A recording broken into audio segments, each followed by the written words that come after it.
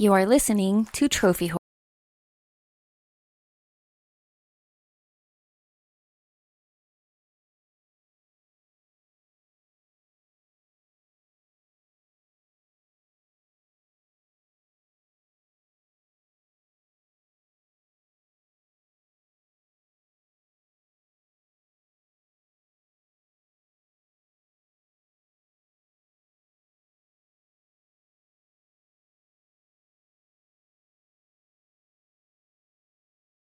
'60, and as you can always tell by the sound of my voice, Alex is hosting this week, which means Tricky is most likely at work.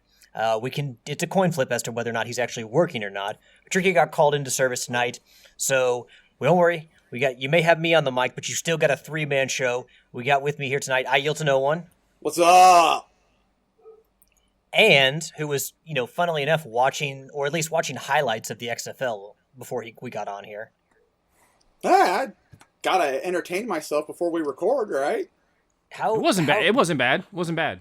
Was this the first game, the inaugural week? First weekend, yeah. The first games were yesterday on Saturday. They were good. They were both good, yeah. Did they do like kickoffs, or did they do the things like the first time the Vince McMahon tried to launch the XFL, where they had people just rush each other to get the ball first?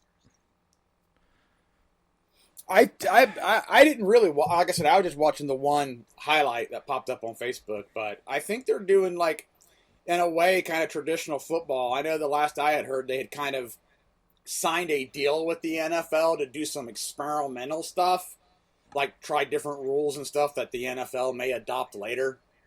Yeah, it seems like The Rock has some deal with the NFL in this time where they're like a filter system, it seems like. Like, it really does seem like there's some kind of cooperation with the NFL, especially with them getting on ESPN and them getting on Fox and stuff like that. It seems like there's some sort of, like... It's crazy, because I was like, okay, well, it's The Rock, so you got a big name behind it, and he got big publicity behind it. But honestly, like, nobody knew the league started this week, which I thought was kind of weird.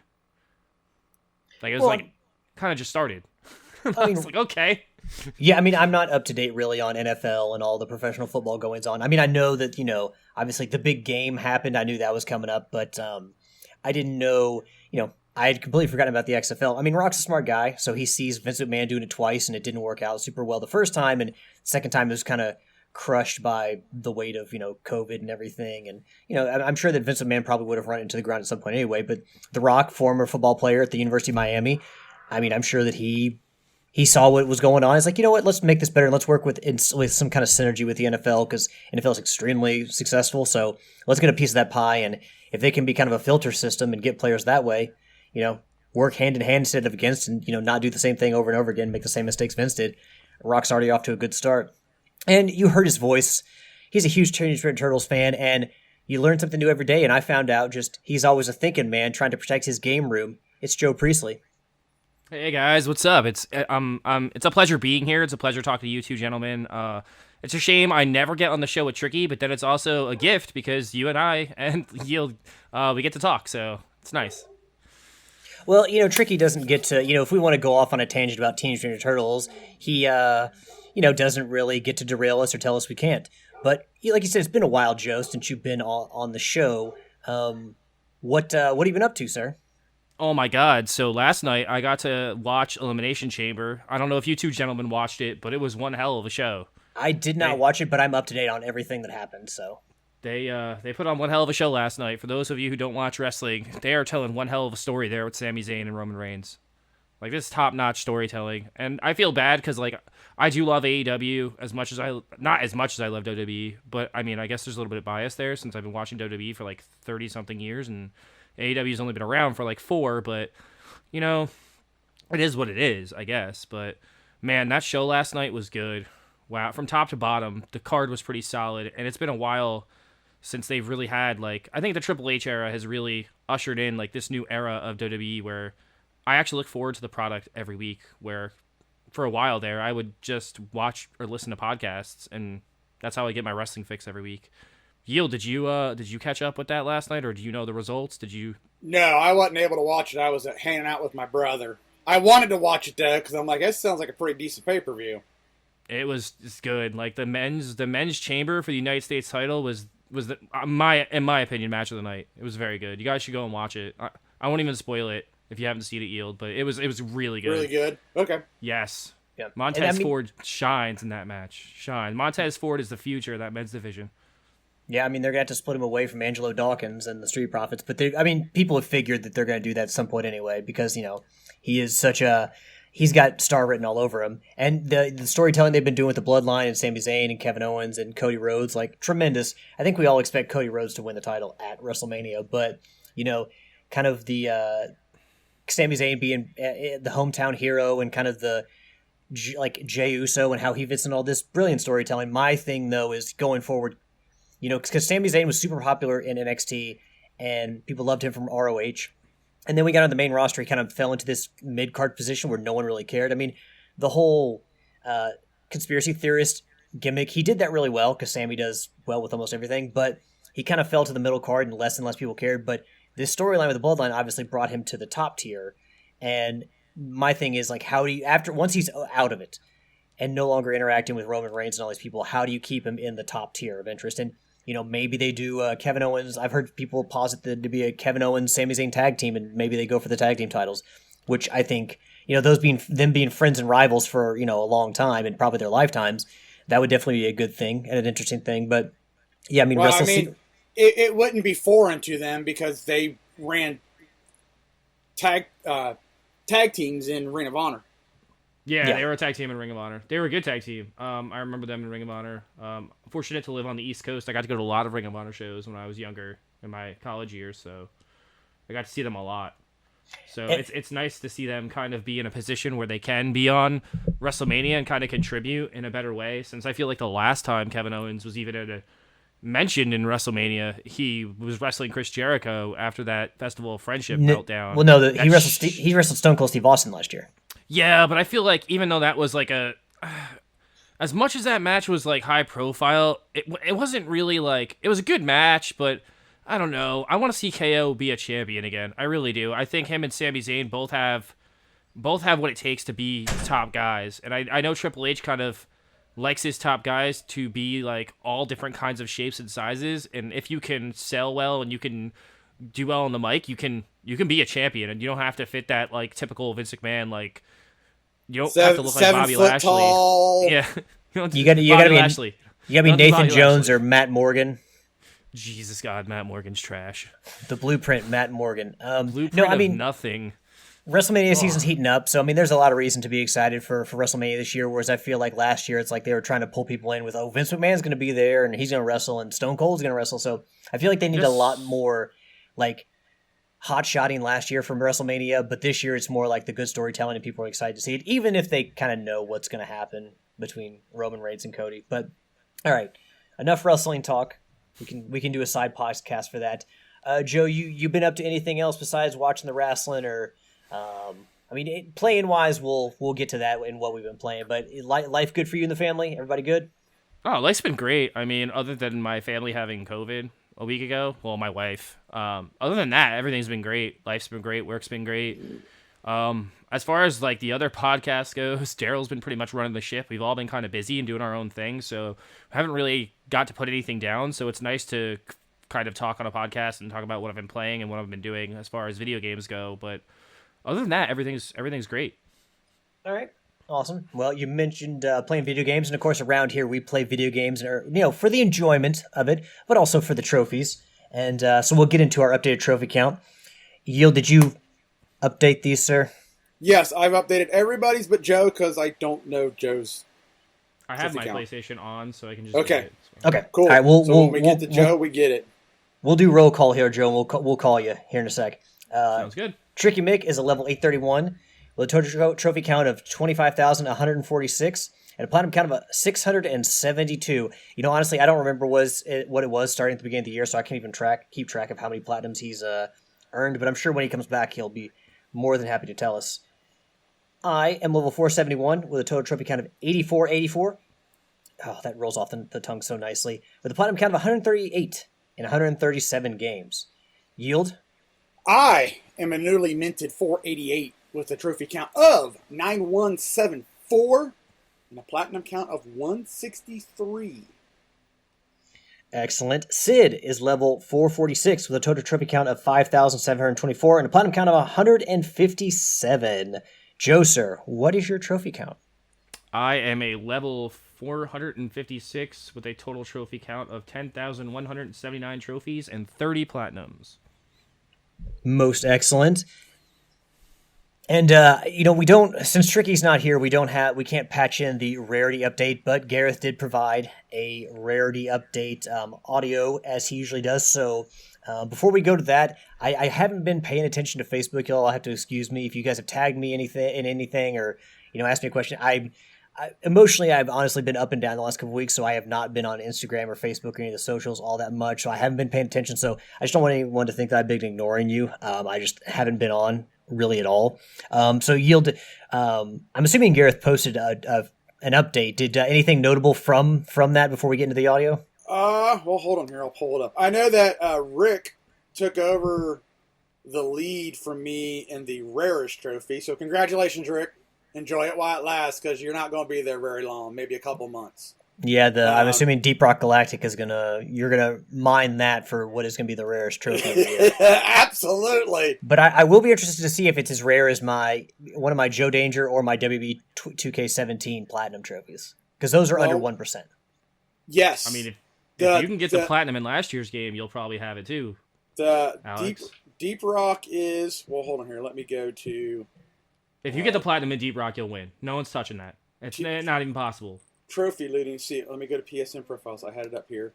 While you're looking for that, Yield, I got to say that I probably have fallen off this week. I probably fell a few in the ranks because I have been playing mostly Rocket League and Dead Space, trying to get through Impossible mode to get the Dead Space Platinum. So I haven't been really focusing on Trophy Rarity. So I'm assuming that I've dropped a little bit in the competition. What'd you say Joe Danger was? Oh, I mean, I think I'll have to look them up, but one of them is like 0.50%. Okay, well then that one is lower. The Deep Rock Platinum is a 0.69.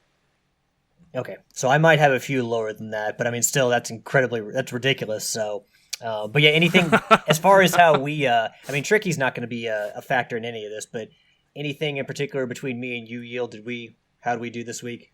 Let me scroll down here. I think I stayed in the top 10 somehow. I'm going to have to actually start playing some games instead of just playing DLC. Yeah, but doesn't DLC net you some rare trophies? Because it should net you really rare trophies. Most people don't play DLC. It does, but for some reason the DLC that I'm farting with right now is mostly, according to PSN profiles, mostly like common and rare. I haven't really got like the really rare ones. So I'm just like, wow, not really strategy, but I was going to work on DLC anyway, but it's not working as well as I thought it was. But I'm like, oh, well, who cares? I'll just keep playing. Joe is actually 10th. Yep, I'm 10th. Who's right behind me, I think like 10 or 12 points back. Let me see where I saw Alex. There you are. You had over 100 points. So I think you are in the top 5, top 4. Top 4. You're in top 5, top 4, yeah. Yeah. And I think Corey is either top 5, top 6, and Corey didn't even put any points up this week. Okay.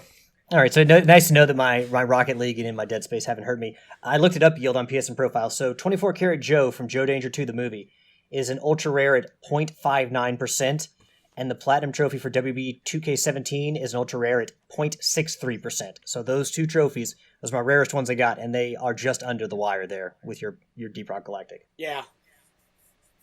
But just to show you all my other ones, the next rarest one is 0.08% for the Golden Boy for WWE 2K17, which is a silver. I think that was the online trophy for win 50 online matches. God, that trophy was a nightmare. But yeah, okay. So, like I said, we're going to have to patch this audio in so we can't listen to it live, but Gareth put a ton of work into it, as he always does. I think it's 23 minutes worth of audio. So we'll be back on the other side, and enjoy. Here we are again. Welcome back to another episode of the Rarity Update for 2023.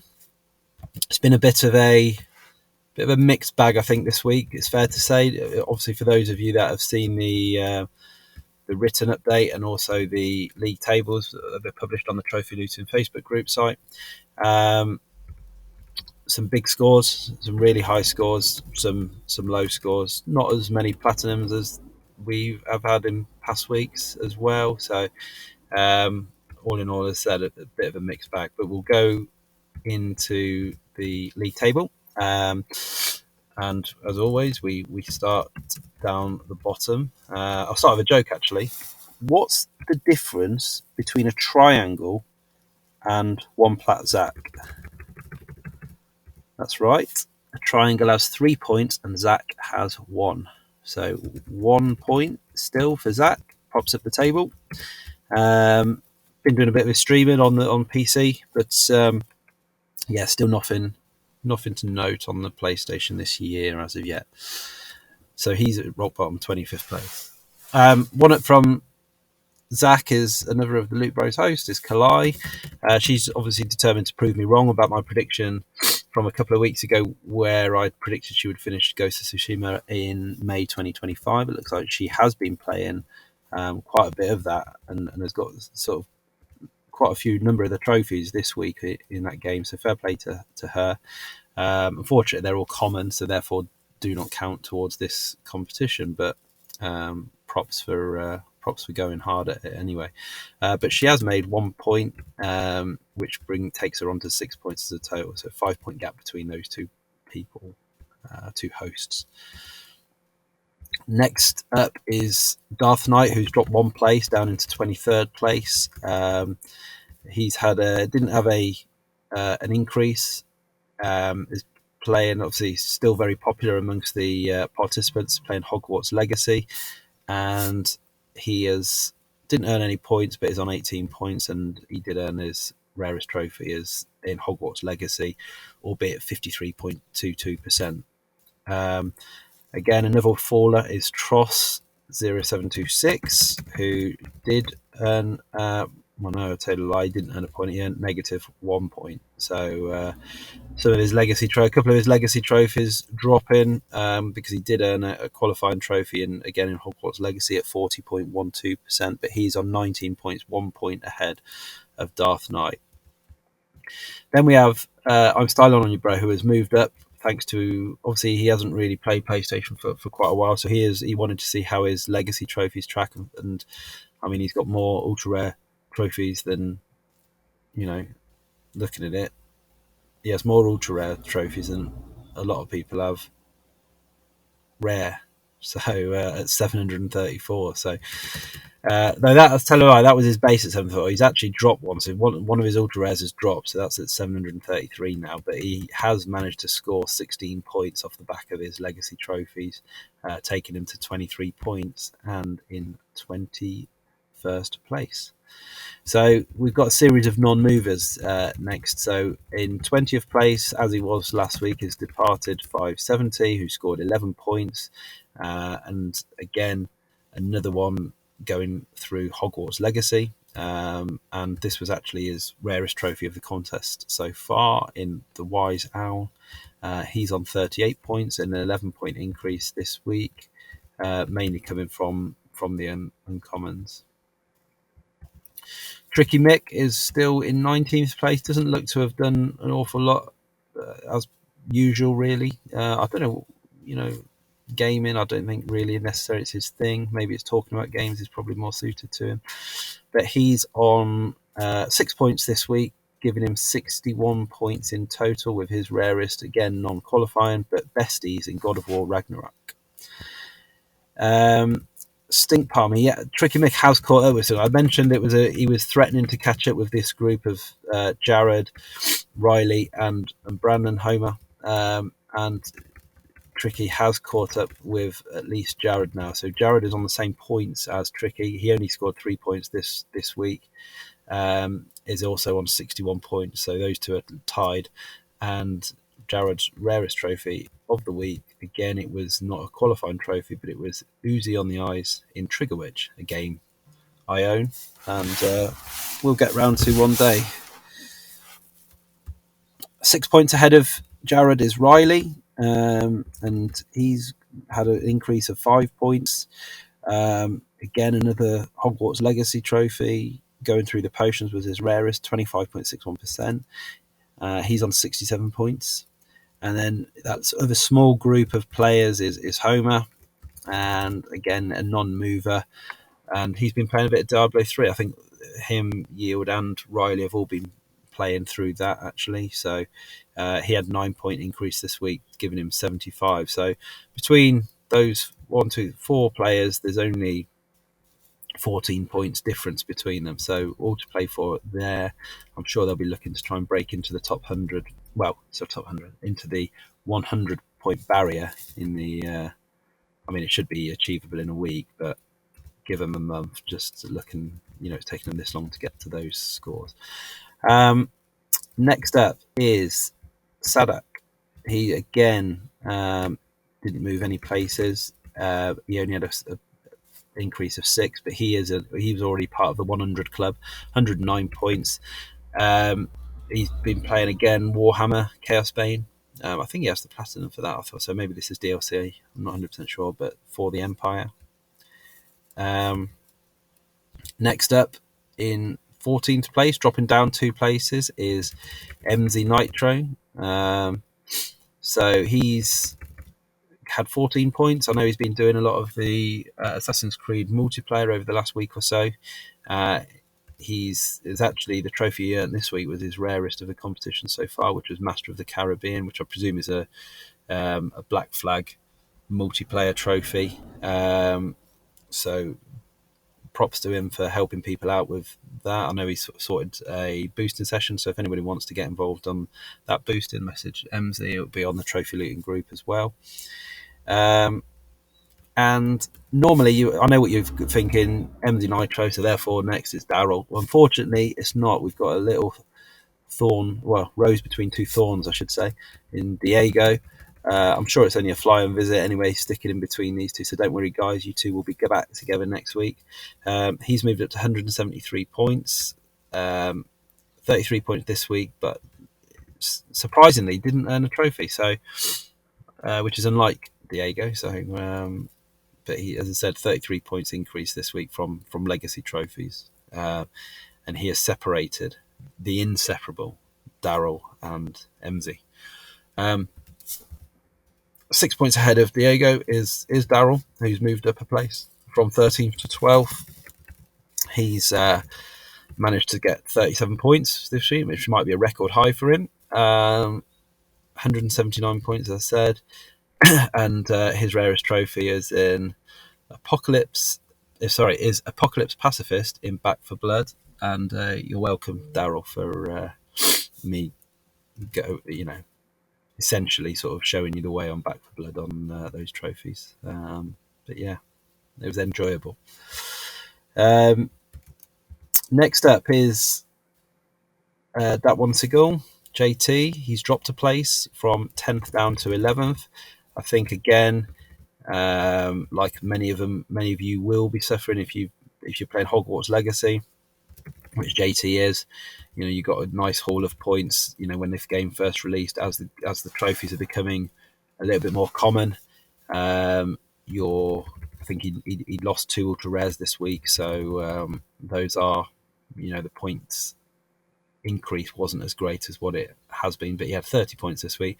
His rarest trophy from this week was the Good Samaritan in Hogwarts Legacy, so he's there. He'll be looking to get into the top 10 next week, but obviously he's going to have to allow for any trophy decay from the Hogwarts trophies.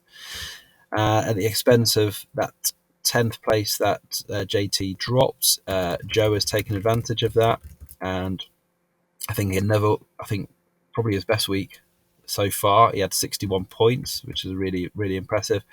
Got into 241 points, 11 ahead of JT. And his rarest trophy was 5th Dan in Cobra Kai, which actually, no, it isn't. I was going to say it's his rarest trophy, but it isn't. So yeah, well done to Joe. He's made it into the top 10 and also sort of broken the 200-point barrier. He is catching up with Yield, who's remained where he is in 9th place. Fairly modest week this week from Yield with 12 points. He's on 248. Rarest trophy this week was in Immortals Phoenix Rising, Lighter Than Air. I think that's DLC trophy, because I'm pretty sure he's had the platter a little while anyway. But it's still, he will have CJ in his eye his eye line, and he'll be looking to sort of catch up. CJ's about 30 odd points ahead of Yield. Again, so TJ's been playing. Well, his rarest trophy is Graffiti Artist in Seasons: A Letter to the Future, which looks an interesting game. It's one I played the demo of and found it to be quite interesting. So probably one I will pick up with, no doubt. Make use of the Turkish store again when it's down to about 49p. But yeah, he's on 28 points this week, 273 in total. So he's a little bit of a gap between both the person behind him and the person in front of him. And the person in front of him is Dupes, who has seen his trophies balance out somewhat. I know he had a negative the week before last and only 1 point last week. So his trophies he started to earn again because as they've evened out. So he's had 39 points this week. Again, Hogwarts Legacy was his rarest trophy, which is his rarest trophy overall. Whether that sort of increases over time, again, which would result in a little bit of a net loss on that trophy. But he's on 317 points, some sort of 40 odd points ahead of CJ.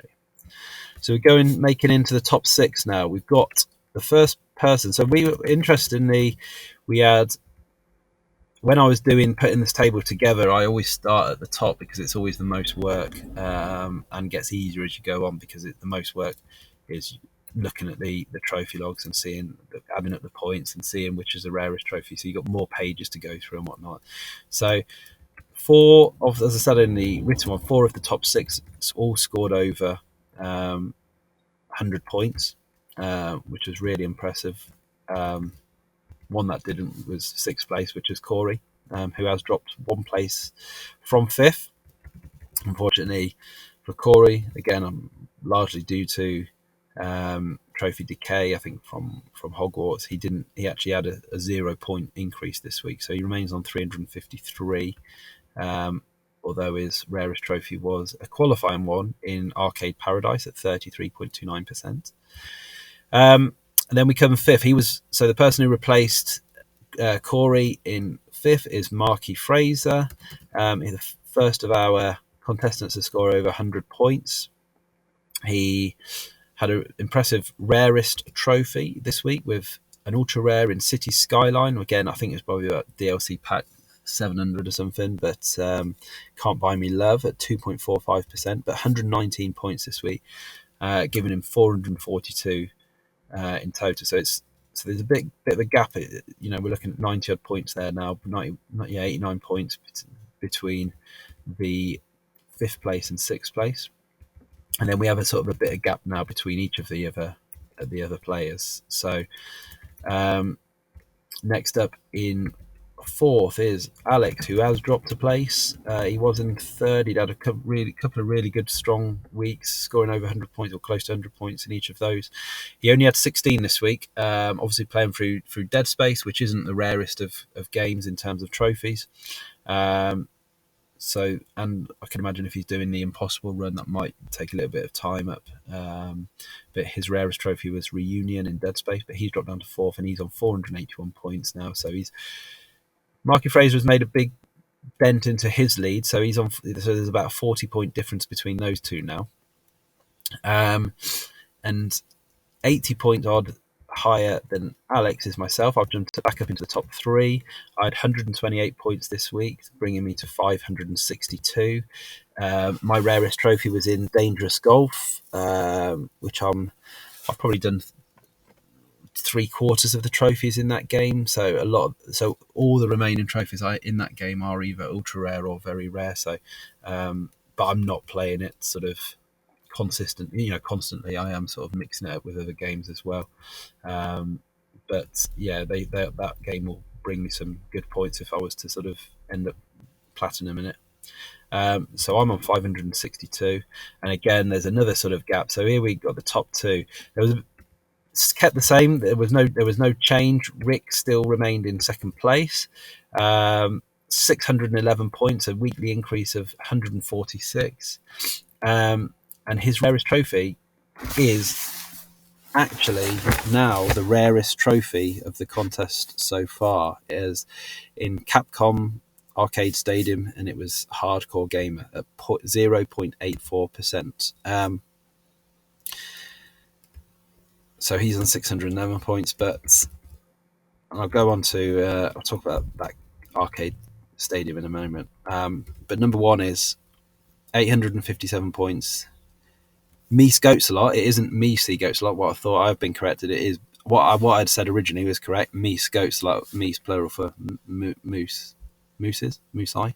Me, but it's Meese. But Meese Goats a lot remains top. And he's had the biggest increase of the contest so far for a week. 279 points in 1 week. So giving him 857 points. So he's got a massive lead of around 240 points. So he is absolutely flying at the moment. So he must have looked at Rick's trophy. He must be sort of like scouting the competition, because his rarest trophy is also Hardcore Gamer in Capcom Arcade Stadium. I noticed that he had sort of put he had earned it after Rick.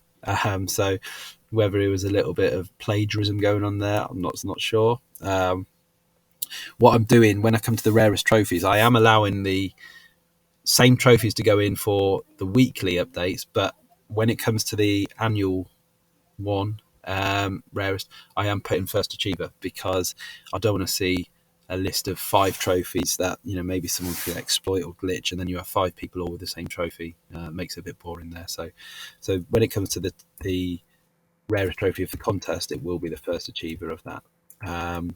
So he is. So yeah, a lot of his points actually as well. He mentioned something in the written thing.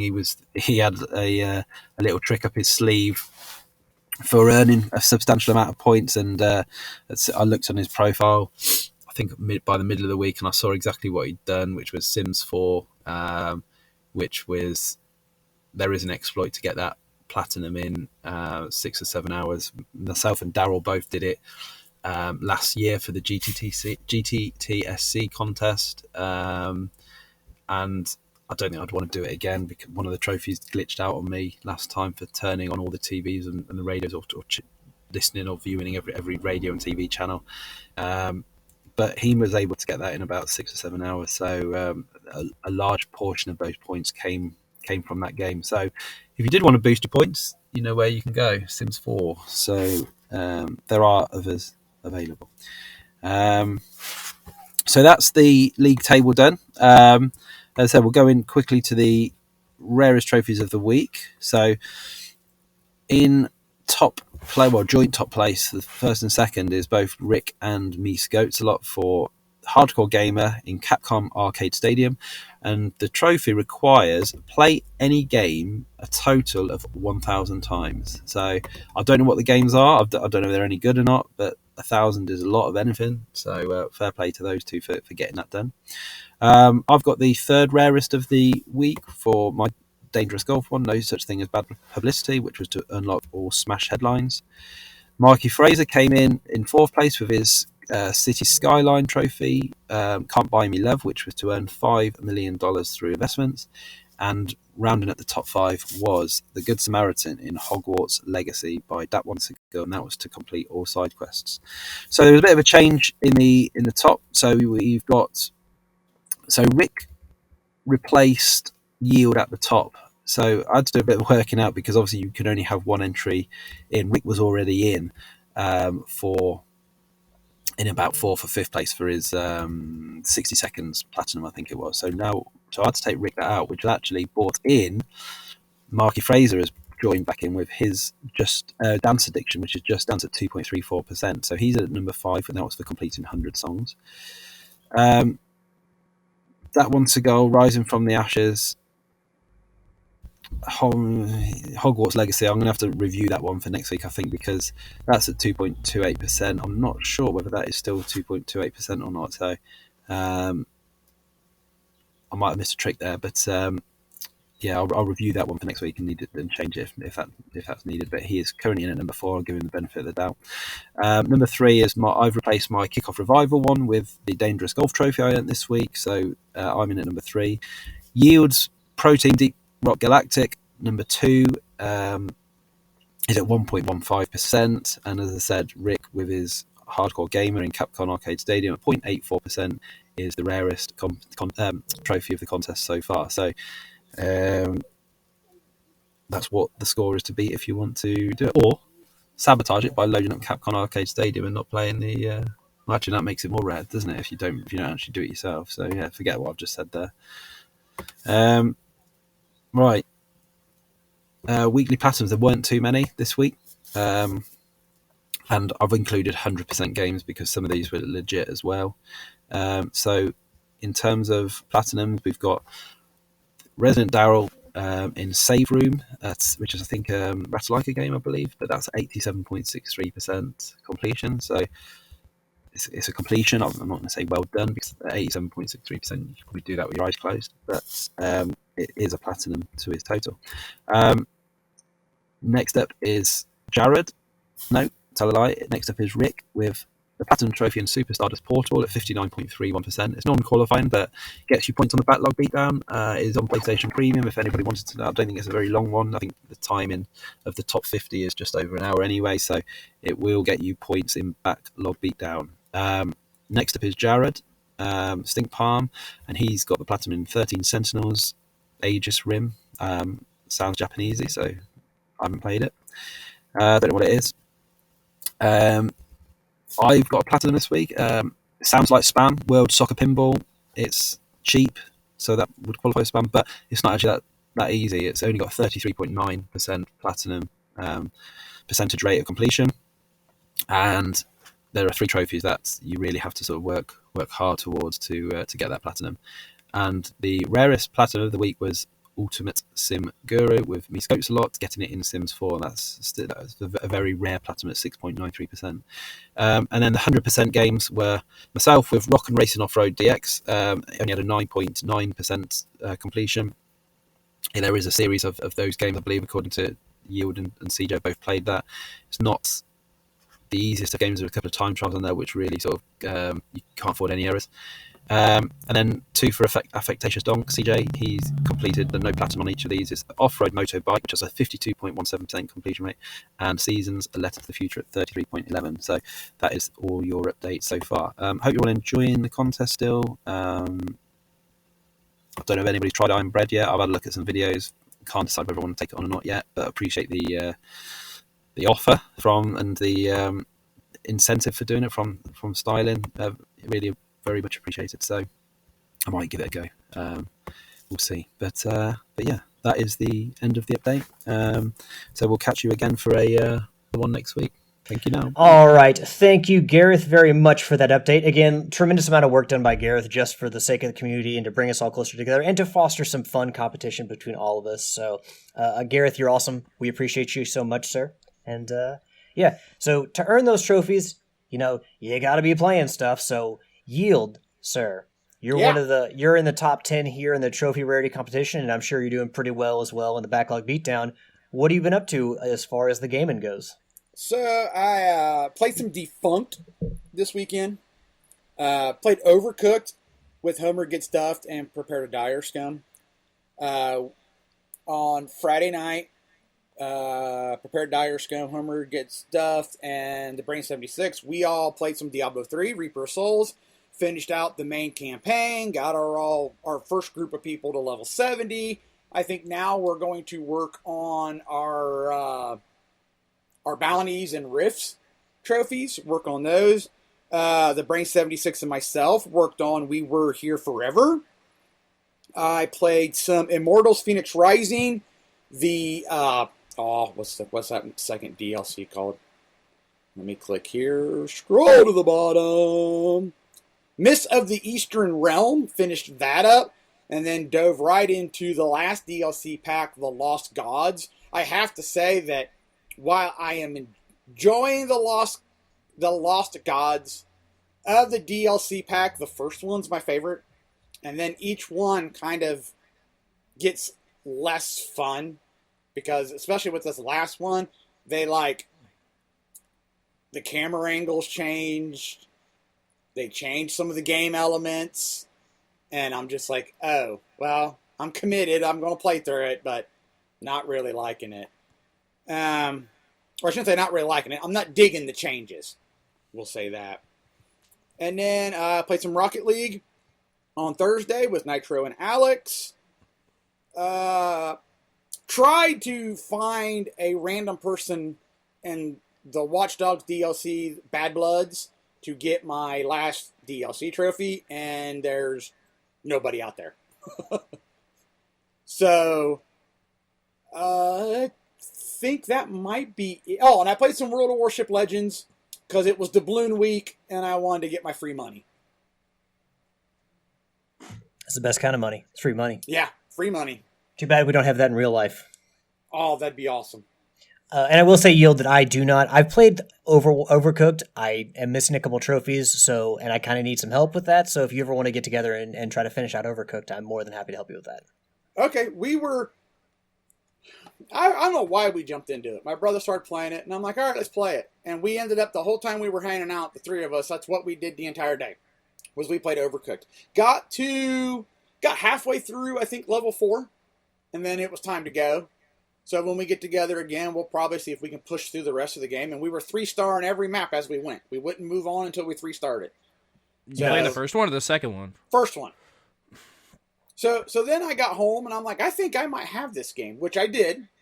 And I tried to play a little bit solo just for the heck of it, just to kind of maybe I'll move my game solo up to that point. That way when the guys come to my house, if we want to play, we don't have to, we got to start all over. Playing solo kind of sucks, trying to switch between the two chefs. Like, it's much better with a partner. Terrible. It's terrible. I don't know how people play that by themselves. I don't get it.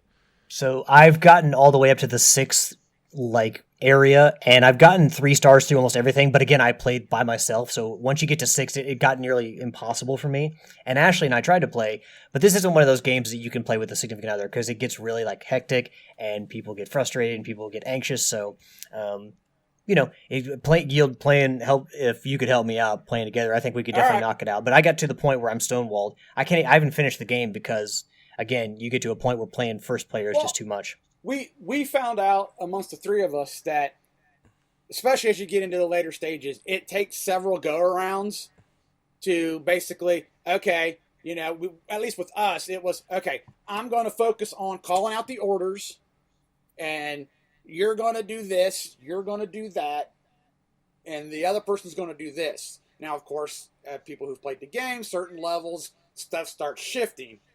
So you got to kind of be flexible at that point. Okay, now I'm chopping and serving, and someone else is cooking, and so it's just it takes a little communication and a little being able to switch on the fly and kind of keep working together. But we were having fun. A little frustrated at each other at times, but we were having fun. Well, it's not just setting up the food so it can and then go cooking the food. It's also you run out of dishes, so you got to go wash the dishes. So yeah. Yeah, so you got that slows you down so much. That's the one part I hate is cleaning out the dishes or putting out a fire or this is such a pain. Yeah. Yeah, I wish I had I bought that game and I wish I had known how hectic it got and that if I didn't have somebody to play with, it was not going to be a great experience I wouldn't have bought the game. So, if you're ever thinking about buying Overcooked or its sequel, make sure you have someone to play with because it's much better that way. Are you guys playing the PS4 version? Yes, we were playing the PS4 version. You know we got the PS5 one for free, right? That has 1 and 2 together in one set. I did not know that. Well, see, Joe, I still can't 100% the PS4 version, so I ain't moving on to anything else until I 100% that PS4 version. Oh, okay. Because the all you can eat edition has both games in one, and all the the trophies suck because they're so limited because you have to beat both games. So think that one's gonna be even harder for you guys. You think just beating the first one that's hard. Yeah, well, maybe I've been given the heads up that I needed, and that's a no-go for me, sir. I'll play some other PlayStation Plus fare. Yield, sir, does that finish you up? Yeah, I think that finishes me up this week. Like I said, I've kind of played a plethora of games and didn't overly accomplish, except for Diablo 3, I didn't really accomplish a lot. Well, Joe, I'm back. I'm back on the buying the Teenage Mutant Turtles figures crack. So take my mind Oh off my it. god. I'm buying. So wait, hold on. Which ones are you buying now? So I initially saw like the Turtles in Time arcade, like the Turtles in Time like versions, like that set from NECA where it had like the pirate Bebop and Rocksteady in a 2-pack, and then of course, Yeah, those are nice. and then there's also like the Baxter Stockman, there's the Leatherhead, the Four Turtles, the Shredder, the Foot Soldier, like Slash. There's a few, Metalhead. No, Metalhead's not in there, but they got quite a few good ones. Like that's a good set, and I love Turtles in Time, so I'm like, well, I guess I'm spending money on this. But then recently they've come out with like the Eastman and Laird's TMNT Adventures, like for the Archie Comics ones, where they have Slash, Dreadmon, Jaguar, and then Man Ray. It's only a 4 figure set, so I've got the Slash. I know they haven't come out with any of the others yet. They're staggering the release, which is really annoying because I went to a local comic book shop where they had plenty of the Slashes and other Turtles figures, but I'm like, hey, do you know what a date when any of these other ones are coming out? Couldn't tell me. Like, nope, sorry, they don't like to tell anyone that. I'm like, well, how do you know as a store when to pre-order that or when to bring them in? And how, as a customer, do you know when they're coming in, aside from like checking Target obsessively? It's annoying. But yeah, so that's those 3 figures are the ones I'm on that lookout for. I'll send you a message when you can get those. Oh, do you know somebody in the industry? Well, I talk to Justin a lot from Tales from the Turtle podcast, and he knows when all that stuff comes out. 'Cause he has the know-how with all the turtle stuff. He gives me all the updates that I need, or I'll go to that Facebook group and I'll send you an invite to that Facebook group. Okay, awesome. Thank you, sir. Because I know they're like right now it's just 2023 and they're staggering throughout 2023. But I would definitely appreciate that. Are you still collecting Turtles figures, sir? Right now I took a break just because this year's been like so crazy with buying games right now, and there's been so many games out that I want right now that I've kind of just taken a backseat with buying Turtles figures. I did pick up Slash because I wanted Slash because Slash is one of my favorite characters, especially since it like as much as it looks like the Archie Slash, it really looks like the cartoon Slash too. So, and I love the cartoon Slash. He's one of my favorite characters. It may be the best looking Slash figure I've seen to date. It was really cool, and I really like the packaging for those. The packaging for those is really cool. Other than those, I really like the Super 7s that I bought and I can send you a link to pick those up. But those are beautiful too, and those are based on the 1989 series as well. They're really cool. I got them from GameStop for $5 a piece because they were clearancing them out, so I bought all of them. So I got lucky.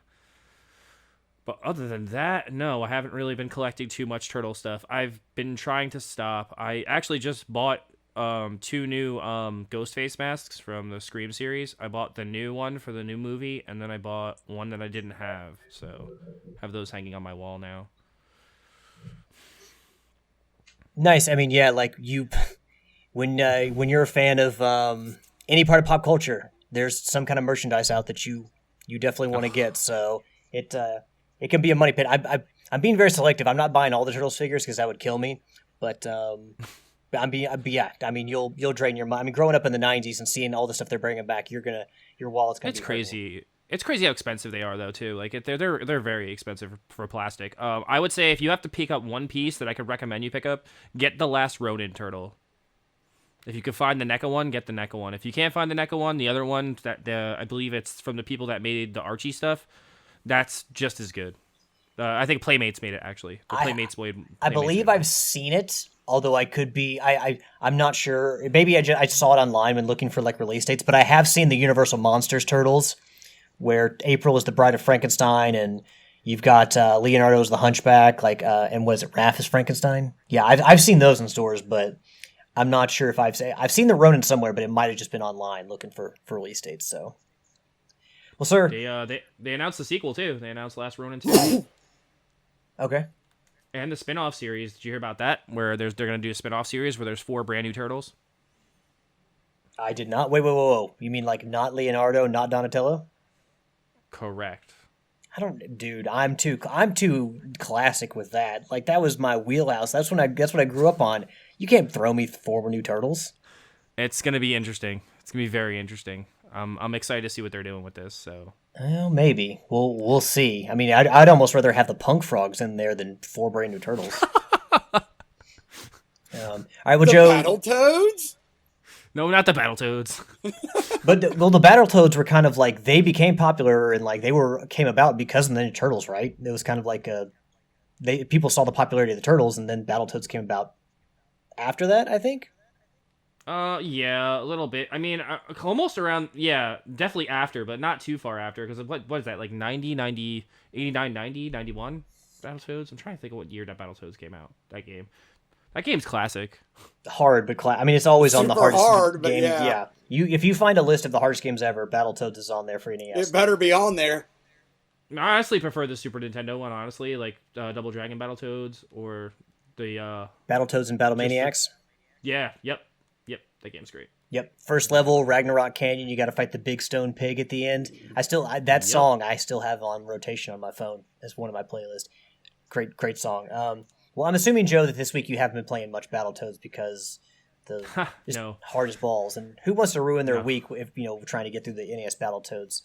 Someone on YouTube will. But you, sir, you're much smarter than that, Joe. So what have you been playing? I've been playing a lot of things. Like, I've been very diverse in what I've been playing this week. I've been playing a lot of Hogwarts Legacy. That game is really fun. I suggest anybody who likes Harry Potter, go pick it up. It's like Harry Potter kind of meets Skyrim. If I could equate it to anything, honestly, it's not. And they both. That's, like, that's kind of what.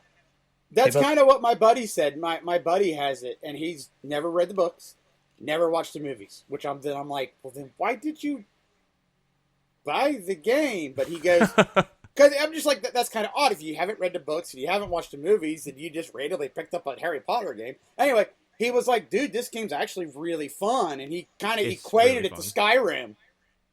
Yeah, it's very fun. I'm having a blast. I just finished like the first like real area in the game and had my first real boss fight, and the game controls excellently, and they really did a great job on this game, and you really see the love and care that like EA put into a game. It's actually kind of refreshing. I think EA make this game? Who the hell made this game? Avalanche was the one Avalanche, who made it. Yeah. Which Avalanche that surprised me. Love I didn't realize Avalanche made it. I'm like, of all the studios, I did not think the Just Cause studio was the one that would do a Harry Potter game. They did a very excellent job on this game. Other than that, I played Ratchet and Clank: A Rift Apart. I finished that last weekend, so it's fairly new that I played it. I had an absolute blast at Ratchet and Clank: Rift Apart. I think if you have a PlayStation 5, this should be one of the first games you buy for it. It really shows off what the PlayStation 5 can do as far as like from a graphical and power standpoint. Like, it can do a lot of cool things very quickly. And just like the shifting through rifts and not having any load screens and just the combat and the fluidity of the game, it just took me back to a time when gaming was simpler. And I want another Ratchet and Clank game right away. And I honestly want one with just Rivet. Like, I would love just a Rivet game. She was a very cool character, and I liked her a lot. So.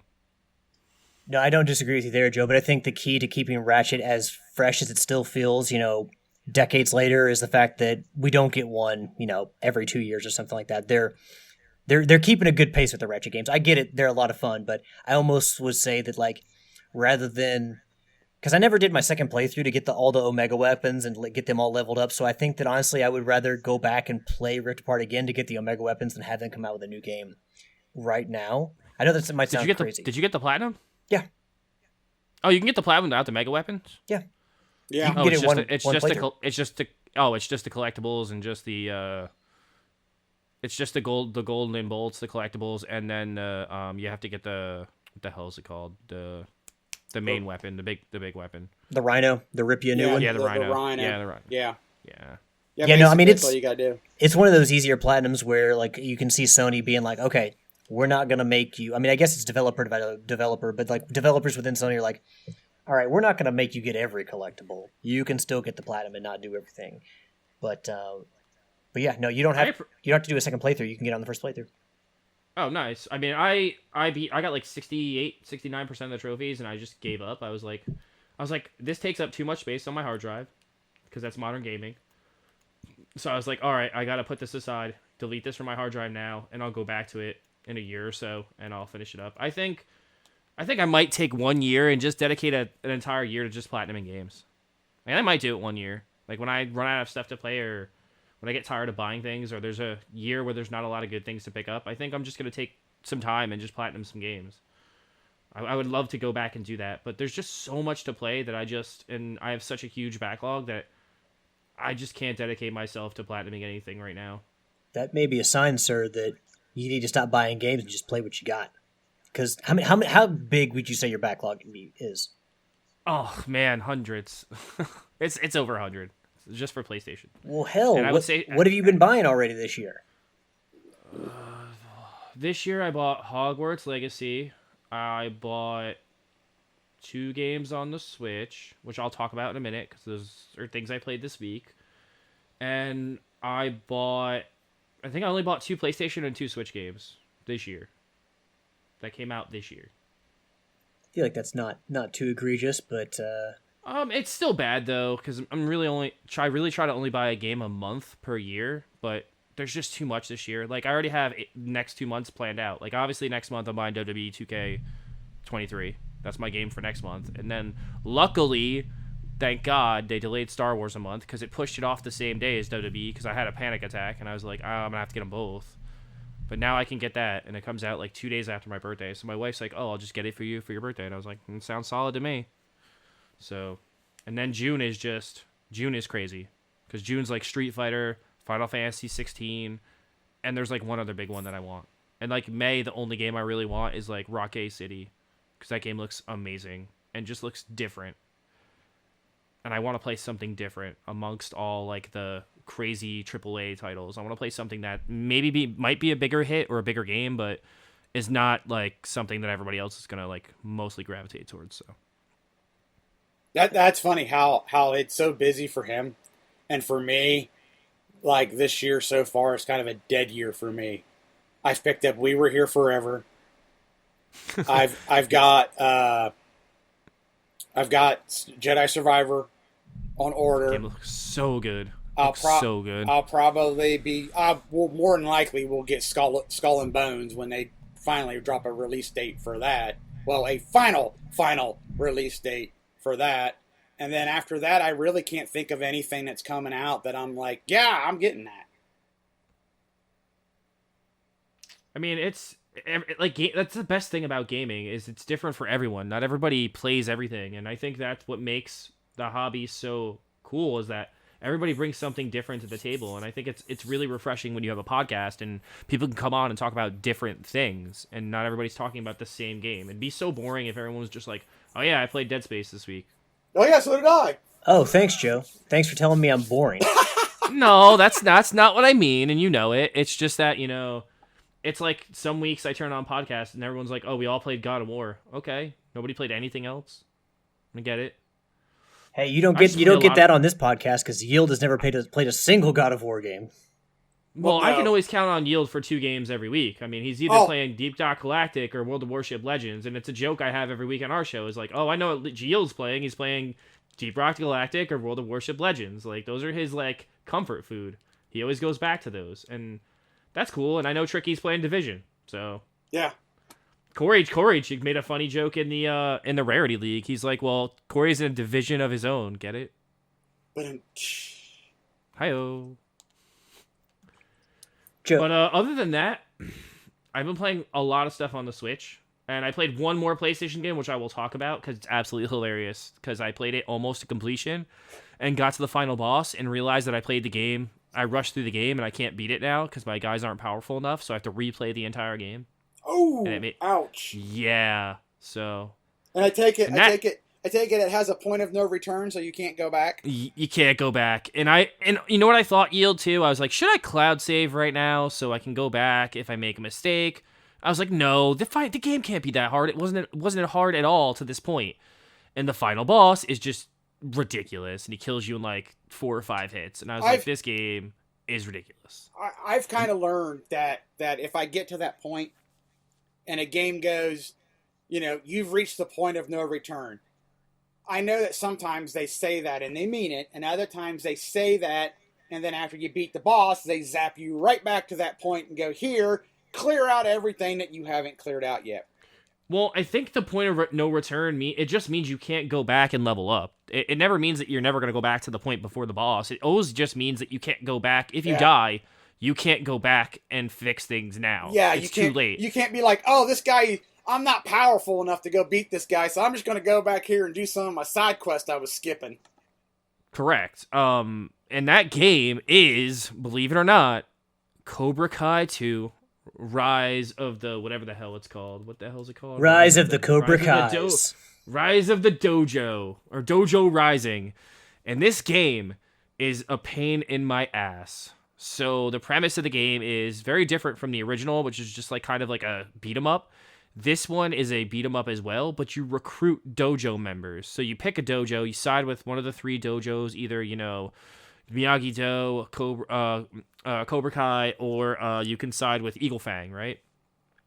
That's all cool and dandy, right?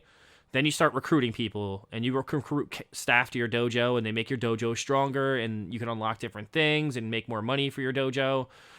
And each guy levels up individually, and then once you level up enough, and you have enough dojo guys, you got to go to the World Martial Arts, or you got to go to the Valley Tournament, right?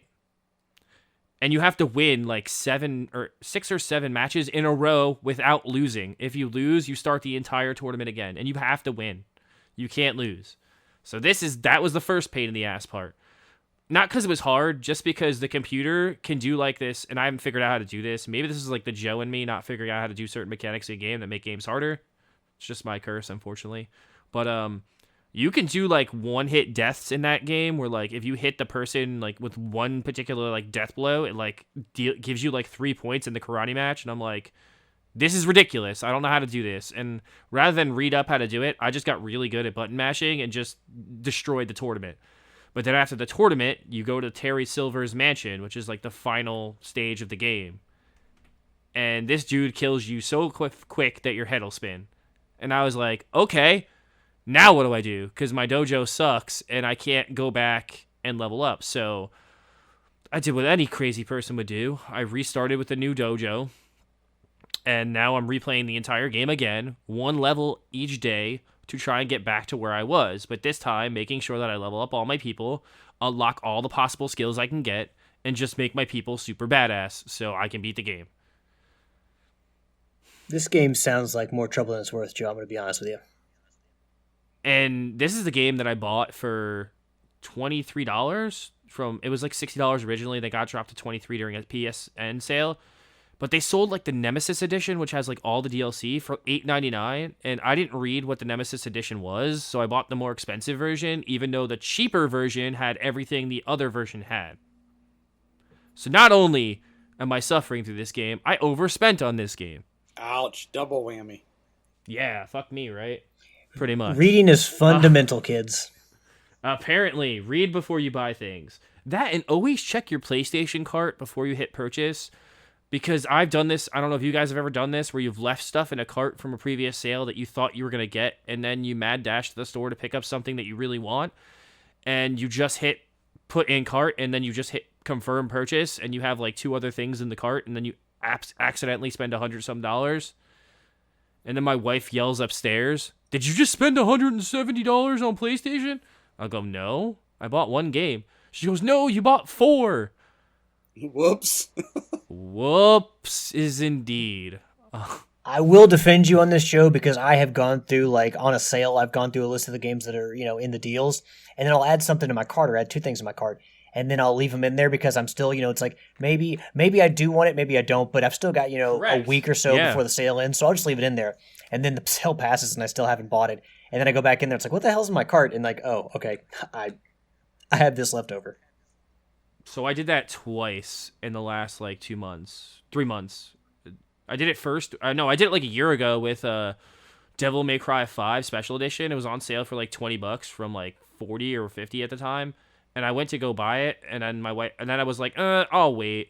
And then the sale ended, and then Zombies Ate My Neighbors came out, which I was super excited for, and it got delayed like 50,000 times for digital release for PlayStation.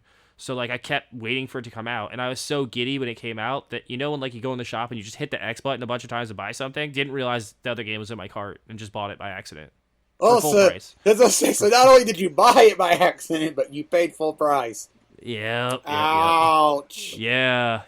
And I had to go downstairs and be like, yeah, I was supposed to only buy a $15 game, but I accidentally bought a $50 game with it. Oops. She was like, yeah, try not to do that again, please. So I was like, okay. So I tend not to leave He stuff in my did, cart in anymore. fact, do that again, kids. I know, I in fact did. Another game that I played on PlayStation this week, and the last one I'll talk about on PlayStation before I move to the Switch real quick, is I played a game called Fury. I don't know if you guys have played Fury. Furi. Yes. Yeah, fuck that game. So I beat it. Fuck you too, Joe. Yeah, I beat it. It was a pain in the ass, but I did it. Back me up. That game's hard as fuck. It's very hard. It is very, very, very hard. It's so hard that I beat it and cloud saved it to get the ultimate ending and went back to try to do the ultimate ending, and then I said, fuck this game.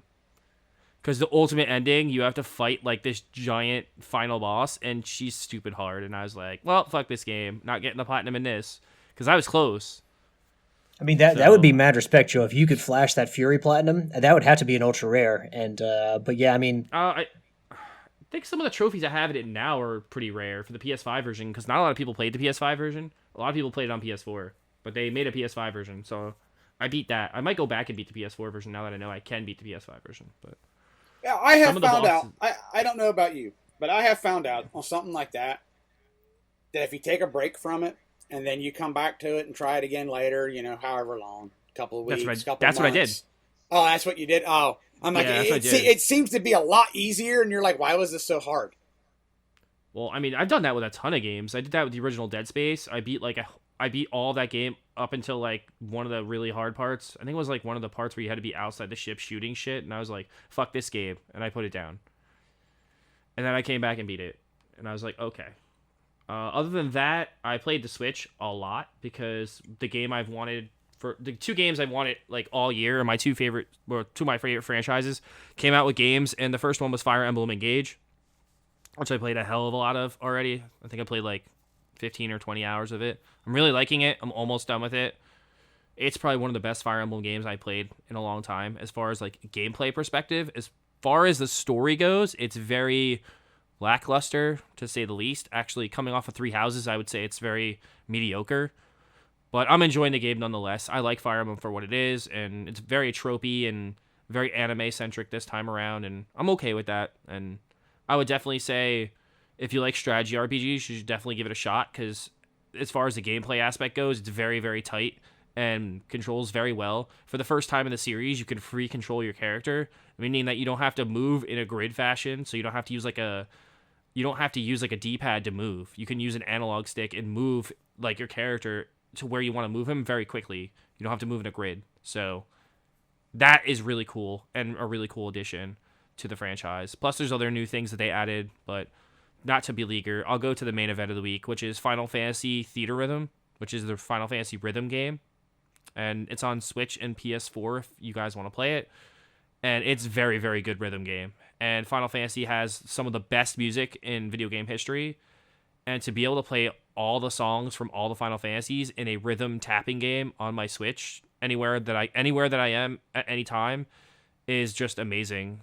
I know the 3DS when the 3DS one came out, like I think almost like 8 years ago, I think at this point, I put like 300 or 400 hours into that game. So I was very excited to play it. You go through each game in the series as like they have like battle mode stages where you basically tap to the music and kill enemies, and it's all in beat with the music. And then there's like right now there's only like these kind of like walking stages where like you walk between like towns, and it plays like the music that you would play like when you're walking on the main map. And very different play styles per each one. And then when you get into like the later games where there's cinematic cutscenes, they actually play the cutscene in the background, and then there's a cutscene level where you do different things in those. So very, very cool series. You should definitely check it out if you like Final Fantasy. Very, very cool. Like, I'm enjoying it. I put about 5 hours into it already this week, and it's only been out since like Thursday. So I'm really, really, really enjoying that. And I'm trying to like 100% like all the songs on all the modes. So I'm going to be at that for a couple 100 hours. So, and there's DLC, which they're adding DLC for all the Square games. So they already came out with the first DLC pack, and it's Romance Saga. And I think Final Fantasy Legends 1, 2, and 3 have songs from on that pack. And the next pack, I believe, has music from Nier. And then after that, it's Octopath Traveler. And so they're like hitting all their like big franchises, which I think is really, really cool that they're adding music from other game series in this one. So Very nice. Very nice. Well, Joe, if that's going to wrap you up, sir, I yeah. have been very boring this week. Been playing my Rocket League, so, which I tend to do from week to week. Had a kick-ass session. You did get Brimstone. Yeah, I got a kick-ass session with Yield and with Nitro on Thursday where we kind of dominated. No big deal. We're kind of a big deal, though. And I did get the goal explosion. Well, one of the goal explosions I wanted, the fiery Brimstone, which, of course, turns the field to basically a big magma field. I still got to go to... I'm at level 100 now. I still got to get to 115 for the Ice Age one. But yeah, playing a little bit every day, and I'm going to get there. The other game that I was playing, of course, Joe, you might want to go to sleep on this one. You might go to sleep while I'm talking. Good old Dead Space. Doing my Platinum Trophy run by playing on Impossible mode. I want that game. I want that game badly. I just don't know if I can stomach the $70 price tag. Is it worth it? Yes. Like, you tell me your honest opinion. Yes. All right, I might have to just pick it up then. Well, I mean, you can wait. It'll go on sale at some point. Do you need it right away? No, I mean... See, that's the thing. I don't feel I do need it right away. No, I mean, you don't need it right away. And apparently, I mean, like, you talked about the gun section from the first game, and, I mentioned on last week's episode that that's one of the things they actually changed in the remake. They've added a bunch of stuff, but they also, in one of the chapters, a lot of people had a lot of trouble with the asteroid section where you were shooting with the ADS cannons, and they've now completely changed that section where you still have to shoot down asteroids for the cannons, but it's a lot easier to do. It's not as clunky. So, in the remake, you'll probably have more fun with it than you did the first time around. But wait till it goes on sale. If you don't need to play it right away, I was looking for something to play, so that's why I bought it right away. No issues there. I'm fine paying $70 for Dead Space remake, but yeah, you can sit on it. You don't need to play it right away. You've got enough to play. But so doing the Impossible mode run, which as Sid said last week, is hard mode, but you can't die at all, or it basically takes you back to the title screen and kills your save file, and you got to start all over again. Unless, of course, you have cloud saving, and then you can just keep your stuff saved in the cloud and pull it down if you do die. Or, even if you're getting ready to die, you can always just exit out of the game and go back to the main menu, and you can continue from where you were, or where you last saved. But just a few tips for people who are trying to get through this. Very manageable. You just kind of got to go slow. You can't run through it. Having gone from story mode, doing the New Game Plus, story mode is the easiest setting, and just kind of just one-shotting, two-shotting necromorphs. I was just kind of running through, getting as fast as I could. But now I'm taking my time, doing maybe like one chapter a night, and, just surviving as best I can. We talk about, people have talked about stasis and how important stasis is, where, you can freeze enemies in place, or, severely slow them down. And yes, it is a very important resource in Dead Space, but it is a finite resource, whereas kinesis, telekinesis, your ability to pick up and throw stuff, is it's not finite. You have an infinite number of uses you can use. It's just this power you have. You don't need to buy more ammo for it. You don't need to recharge it. It's just always there. So as much as you might want to use stasis, also use kinesis, because you can throw explosive canisters. Always look around the room and see if there's anything to throw. Bars, spikes. Sometimes you can kill necromorphs by throwing just a spike at them, and that's just one necromorph gone. So always look around the room and use kinesis a lot. Don't go impossible on your first playthrough. Play through the game, I would say twice. Do your new game run on normal, do a new game plus, and then do impossible, because by that point you will have the game figured out. You will know, there are a few encounters that will come out of nowhere, just down random hallways, but for the most part, the big encounters in the game, you will know what's coming. So you can collect resources. You can collect, be walking down the hall, and you'll be able to collect explosive canisters to put into one room. So when stuff does start to come at you in waves, boom, you've got like an arsenal there where you can just throw with kinesis, and then you still got all your ammo you haven't run through by using kinesis. Running is a perfectly reasonable way to get around fights in this game. You don't have to stand and fight. So running can save you ammunition. It can also save you the threat of being hit. So if you can run, if you can hit something with stasis, or you can throw like something at an enemy to kind of like make them stop in their tracks or like make them stumble, do that. Run, because that'll save you a lot of time and headache. And resources, they're supposed to be rare, but I think I've got over 200 plasma cutter shots now, rounds in my plasma cutter, because I'm smart with ammunition. Like I said, use stasis, use kinesis, and run when it calls for it, because you can get around some tough fights by just running. Pick 2 to 3. How much damage do those enemies do? Like each like each hit now at this point? Like at this point in the game, how much damage are they doing On per, like, hard, hit? I mean, I would say 3 to 4 hits will kill you. But depending on which enemy does it, it depends on how much damage you'll take. But like, you know, regular necromorphs and the leapers, which are the ones that crawl on their 2 arms and then have the tail on the back, like a scorpions, they'll kill you in maybe 3 to 4 hits. So, but I mean, like I said, manageable. It's not 1-hit kills unless you have like the dudes with, I can't remember what their names are, but the explodey arms where they just slam it on the ground and it'll explode by you. I think that's a 1-hit kill. So there are enemies in the game that can 1-hit kill you, but you can, you know, you'll know them by their laugh, their cackle that they send out before they attack, and they're pretty slow moving. So you can not only use their arm as ammunition, you know, cut it off and then throw it at another enemy, save you some ammo there. But they're easy to work with. It's just when they're kind of come up behind you when you're dealing with other enemies, that's when it can become overwhelming. But pick 2 to 3 guns. Obviously, the plasma cutter is the best gun in the game, so start by upping the damage on that. Like upgrade that first, and upgrade your rig so you can hold more items so that you can get more units of stasis, because you start with 3 units of stasis and then you can gradually work up to, I think, 6 or 7. So upgrade your plasma cutter, upgrade your rig, which is your health and your oxygen and all that, and then pick maybe 1 or 2 more guns to keep on you. I'm going to go with a line gun, which essentially is just the big brother to the plasma cutter. It just chops off limbs like crazy. Yeah, line gun's amazing in that game. If you get enough line gun, you're like you'd be unstoppable in that game. Super powerful. And then I think I'm going to keep the force gun for obviously it's like a shotgun blast where if anything's in your face, it'll send it, like, unless it's a brute, it'll send it to, falling to its knees, and you'll be able to escape. It'll give you some coverage. It'll give you some room to breathe if you got necromorphs breathing down your neck. Great crowd control. So I think I'm going to go with the plasma cutter, the line gun, and the force gun. You'll probably not be able to upgrade all of them by the end of the game, but as long as you get maybe the plasma cutter and one of the other 2, upgraded with all the nodes, you'll be good. Saving ammunition is important because nodes are expensive in the shop. You only come across so many in the game, so you don't want to be spending your money on health and ammunition if you can help it. So conserve your ammo and spend your money on nodes and suit upgrades and stuff like that, so you can have like the more powerful guns.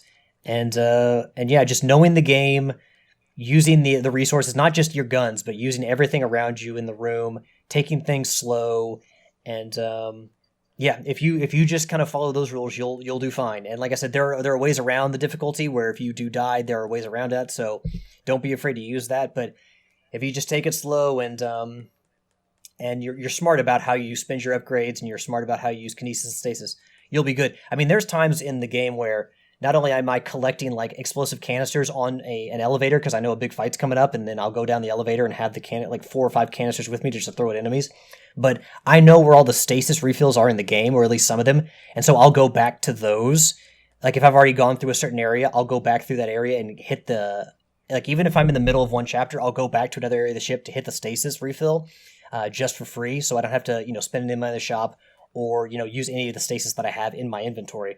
But be careful of that because, like I said, enemies, even if you've gone through a certain area like medical, necromorphs can show up there as well again. So you're never completely free of enemies, even if you previously cleared out an area. So I think that's all really the tips that I have for now. I may think of some more, but yeah, I mean, just be smart, be careful, and you'll make it through. It's not super. It's challenging, but it's not impossible, as the name might suggest. So, but yeah, just more Dead Space, trying to get my platinum, and hopefully I will have that, since I'm not editing this week, by the end of the week, for the rarity count. So I'm on chapter 4 now, so we'll see how that goes. It's slow going, but I'll get there.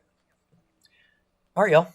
So updating you on what we've been playing. That was a nice chunk of time there, a nice bunch of conversation. This first topic here pertains more to Joe, I guess, than any of us, and depending on how you look at this, it's either good or bad news, depending on how much you like Hogwarts Legacy. And Joe, you might not be too happy to hear this. This article comes from IGN.com and Ryan Dinsdale. The headline reads, Hogwarts Legacy developer confirms there are no current plans for DLC. Quote, Hogwarts Legacy developer Avalanche Software has revealed to IGN that the studio has no current plans to release additional content for their Wizarding World RPG. Speaking during IGN FanFest, Hogwarts Legacy game director Alan Tu explained that the team was so busy preparing the game for its launch last week that it hasn't yet planned on releasing any expansions. We've been really heads down bringing Hogwarts Legacy to life, said 2, so at the moment there are no current plans for DLC. That's not to say Avalanche Software won't be supporting the game post-launch, of course, as it has already released a patch for the game that includes several performance improvements and other updates.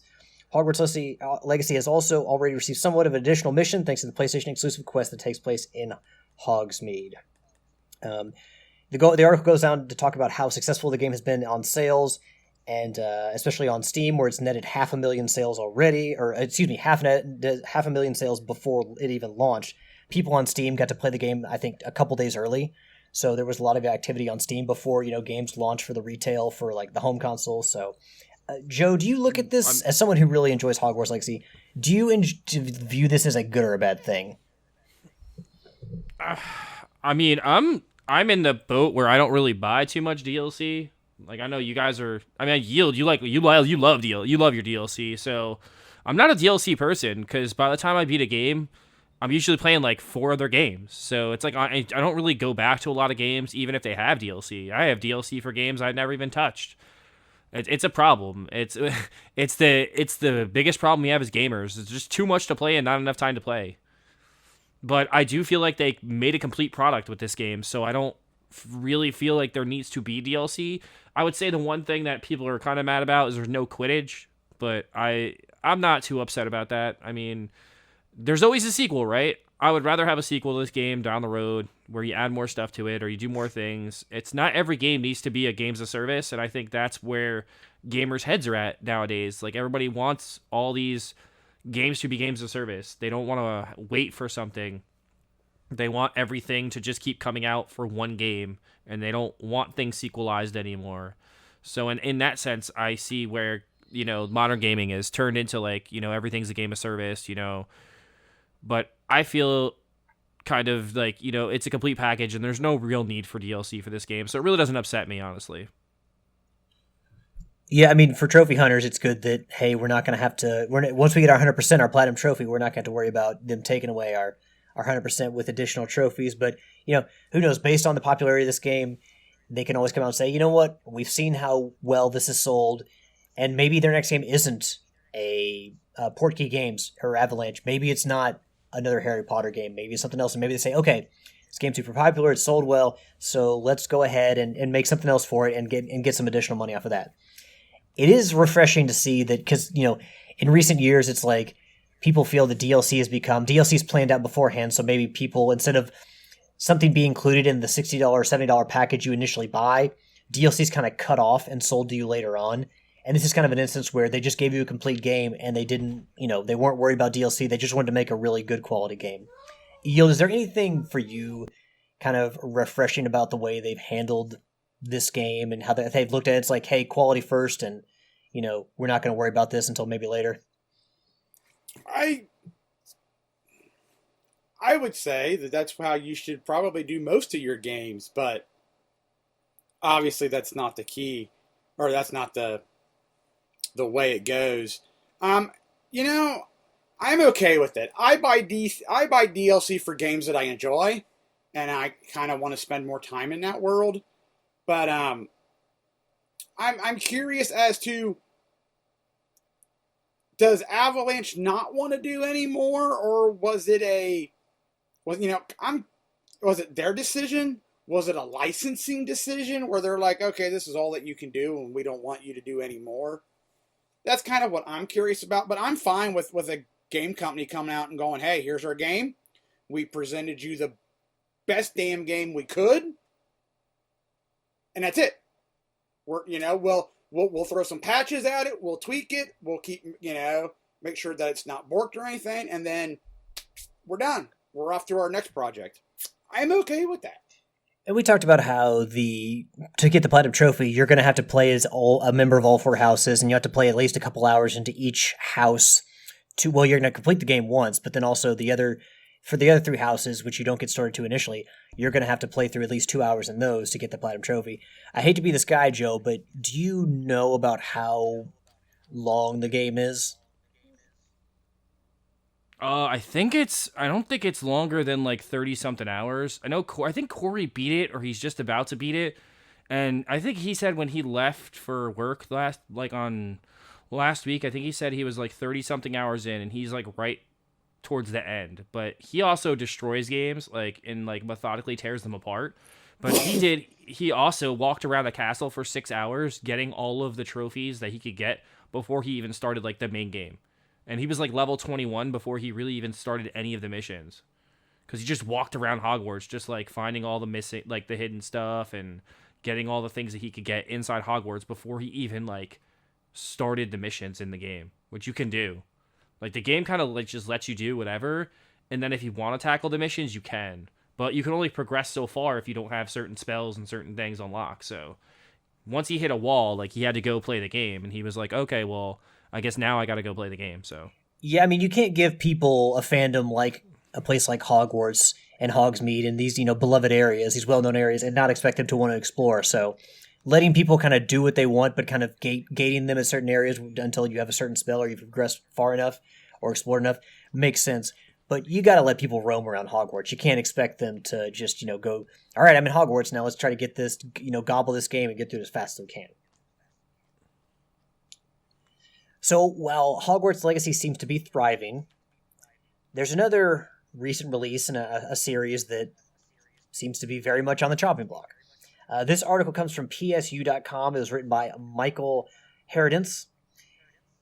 Headline reads, Saints Row reboot was a commercial flop, so the series' future is up in the air. Quote, Embracer Group has revealed during its Q3 2022 financial report that Volition's Saints Row reboot was a commercial disappointment and therefore is unable to confirm whether or not the franchise has a future at this point. While the industry giant didn't divulge how many copies Saints Row has sold worldwide, it said that a number of console and PC games underperformed, and therefore each project has to earn its right to exist. In other words, if a game doesn't sell well, then a franchise's future isn't guaranteed and may be put on ice. The exact quote from the financial report was, we have an increased management focus and efforts to optimize investments and efficiency across the group even further. To simplify, each project has to earn its right to exist, which means we will increase our efforts to put quality first even further and make sure we create unique, positive player experiences. Considering how well thought of traditionally Saints Row is, and how fun those games have been, and how much people have enjoyed them, and even alongside something like GTA, how Saints Row has carved out its own niche and it has very much its own identity. And, Volition, obviously, a well-respected developer. To see this is really sad. Like, to hear that, we may not see Saints Row again, or at least not for a while, because of how this one performed. And I'm not going to sit here and blame people who did or didn't buy the game. It's not their fault. It just seems like this outing of Saints Row was extremely underwhelming, or very fair. How do you guys feel about this, Yield? Well, I'm disappointed. I mean, from the last time we had Jeff on, he kind of made the hint that it, management kind of sunk the game, if I remember what he was saying, or kind of reading between the lines, maybe.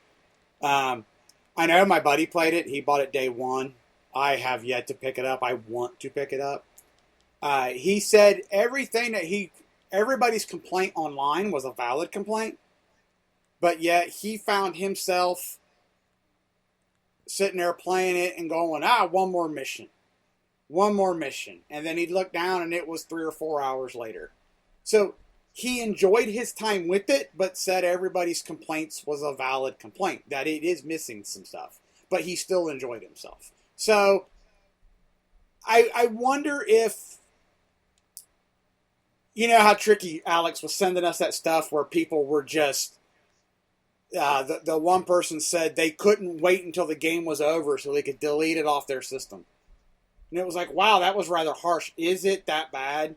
I wonder if reviews like that hindered a lot of people from going out and buying it. When, like I said, my buddy said it, once you play it, yeah, it's missing things. It just doesn't make it feel like a Saints Row game, but it's still fun. Anyway, go ahead. No, sorry. I didn't mean to cut you off there. What were you can finish up. I was just, actually, I don't really know where I was going with it, other than just, if it's a game you're interested in, I would say just play it anyway, Yeah, I mean, I think that obviously if this comes across as a kind of game where people were very much on the fence on. And, I mean, I'm sure some people went out and bought it right away because, they love Saints Row, but everybody on this show, I mean, we at one point, I think we were kind of committed to buying it as, time passed, we kind of, each one of us, even Tricky, was more sitting on the fence on it. And when you're kind of like that, a game review can kill you. Or like if the Metacritic's not good, well, it's like I'm going to spend my money elsewhere. Like, well, there's these other things to play. I might, wait until this goes on sale. So, I mean, no doubt that the critical reception didn't help this game. And, if you're a large part of your audience is going to, just waiting to see what comes of that, it can hurt you real bad. Joe, sir, your thoughts on Saints Row? It's a mixed bag. I feel like they did their core audience kind of dirty because they went like Jeff said, they made a complete 180 from what Saints Row was, and they're like, we're gonna reboot this franchise, but we're not gonna give people what they want. We're gonna make Saints Row like this cleaned up version of Saints Row. That's not why people play Saints Row. It's not. Like, people want the wacky, zany dildo bats and all this crazy stuff, and when that stuff wasn't in the game, and the game was a mess, like, on top of it, that's a recipe for disaster. Yeah, I mean, I know that at least one of our listeners, somebody in our community, asked about if the sewage truck missions where you would spray people with sewage trucks, like, if that was coming back. So, yeah, I mean, people who play Saints Row like the dirty and the grimy. They don't mind. So... the game looked good. It had a good look to it, and when you learned about all the gangs, it was kind of like, oh yeah, this is super positive. It just didn't turn out that way in the end. And I mean, I love Saints Row 3. It was a very fun game, but it's the only game in the series I've played. But even I can understand that, people love that series. It just kind of, when you see something like this fall from grace, so to speak, just because, and this kind of shows you just what one even mediocre game, critically can do to you. Lots of money's wrapped up in video games. So when you have a game that doesn't perform that well, regardless of whatever it sells, if the money that went into it isn't made back, or like enough money isn't made back, that can either kill an entire game franchise or kill a studio. I'm not saying like that Volition's in trouble in any way, but obviously Embracer, with all the money they spend and how many game companies they own now, and how they've had to redirect resources on Knights of the Old Republic, you can kind of see where they're going to tighten up their budget, and maybe Saints Row isn't in the mix anymore. I don't know. To me, it's just sad. I mean, it's not 2004 anymore. Games cost like millions and millions and millions of dollars to make now. It's like, well, and especially now with the economy the way it is, everything costs more. You've got everybody's buying, the big Sony and Microsoft are buying everybody up. And so if you have one of your big budget games, I'm using air quotes here, and it doesn't perform the way you want, it's easier to just be like, oh, we're done with this series. Cut our losses, move on.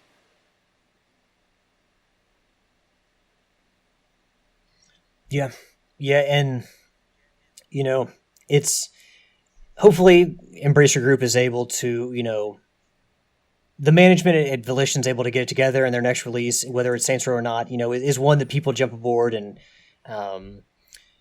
people get really behind, because even if Jeff's not there, we obviously want to see Volition do well. No one wants to see a game studio stagger or struggle. So we want to see success all around for video games, as long as they're putting out quality stuff. So hopefully they are able to kind of redirect and put out a hit next time that is more critically acclaimed. Of course, I mean, a truer statement can't be said. I don't want to see anybody lose their jobs, except for maybe Microsoft, because they just keep buying people up for no reason, and then all these games are going to go into a vault somewhere where no one else is going to be able to make them.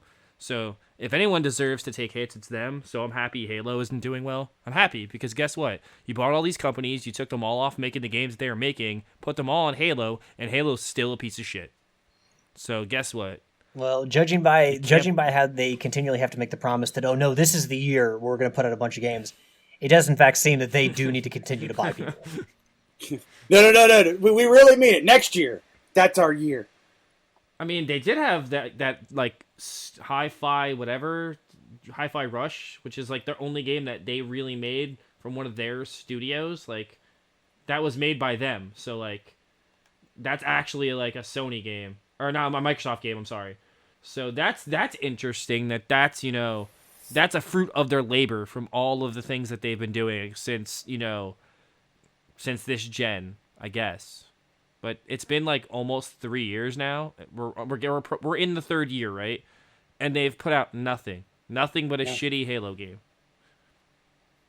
I'm not trying to sling shit as like a Microsoft hater, but like, well, no, you're just stating facts. Game Pass can only float you for so long, and Game Pass it can't be that profitable when you're giving away all your major titles for nothing and you're not making any profit on them. Hey Joe, hold on to that thought because we got more on that later. But first, we are the Sony ponies, or some of the Sony ponies. So let's give PlayStation a little bit of due here before we just completely knock Microsoft. This article comes from PSU, written by Michael Herdens yet again. I mean, it seems like there's a new all-star in the Trophy Whores reporting other people's news world. I shouldn't say reporting, I should say commenting on, because we're not reporting anything, we're just commenting on. I mean, it's okay, because at least you don't read them word for word. I try not to. But go give it a click. Headline reads, PlayStation certified by Guinness World Records as best-selling home video game console brand in history. And of course, we went over last week the console sales, or all-time console sales. So some of this you may already know, but to give Sony their due. Quote, the Guinness World Records has named PlayStation as the best-selling home video console brand, best-selling home video game console brand in history. This probably isn't a surprise, considering Sony's PS2 is the best-selling single home console in history, while PS1 also performed strongly. Throw in PS4 and PS3 and PS4, there's not really any other console brand that can compete. Even Nintendo can't top that. The original PlayStation shipped over 100 million units within a decade of its 1994 launch, while PS2 reached 155 million units sold by the end of 2012. Meanwhile, the PS3 moved 87.4 million by the end of March 2017, and the PS4 shipped 117.2 million units as of March 31st, 2022. In terms of handheld platforms, the PSP moved 80 million units by November 2013, while its successor, the PS Vita, is estimated to have sold 15 to 16 million units. Man, talk about sales dying on that second release. Although Sony has never officially revealed how many units the device has moved, well, considering that the PS Vita did, the PSP did pretty well, the fact that they've never released the sales data on the Vita probably tells you all you need to know, because if it did so well, they would be crowing about it. And we probably would have had a Vita too. But yeah, does that yield? That probably doesn't surprise you because we went over the numbers. But Joe, does this surprise you that Sony is the number one seller in home console brand? I mean, not really.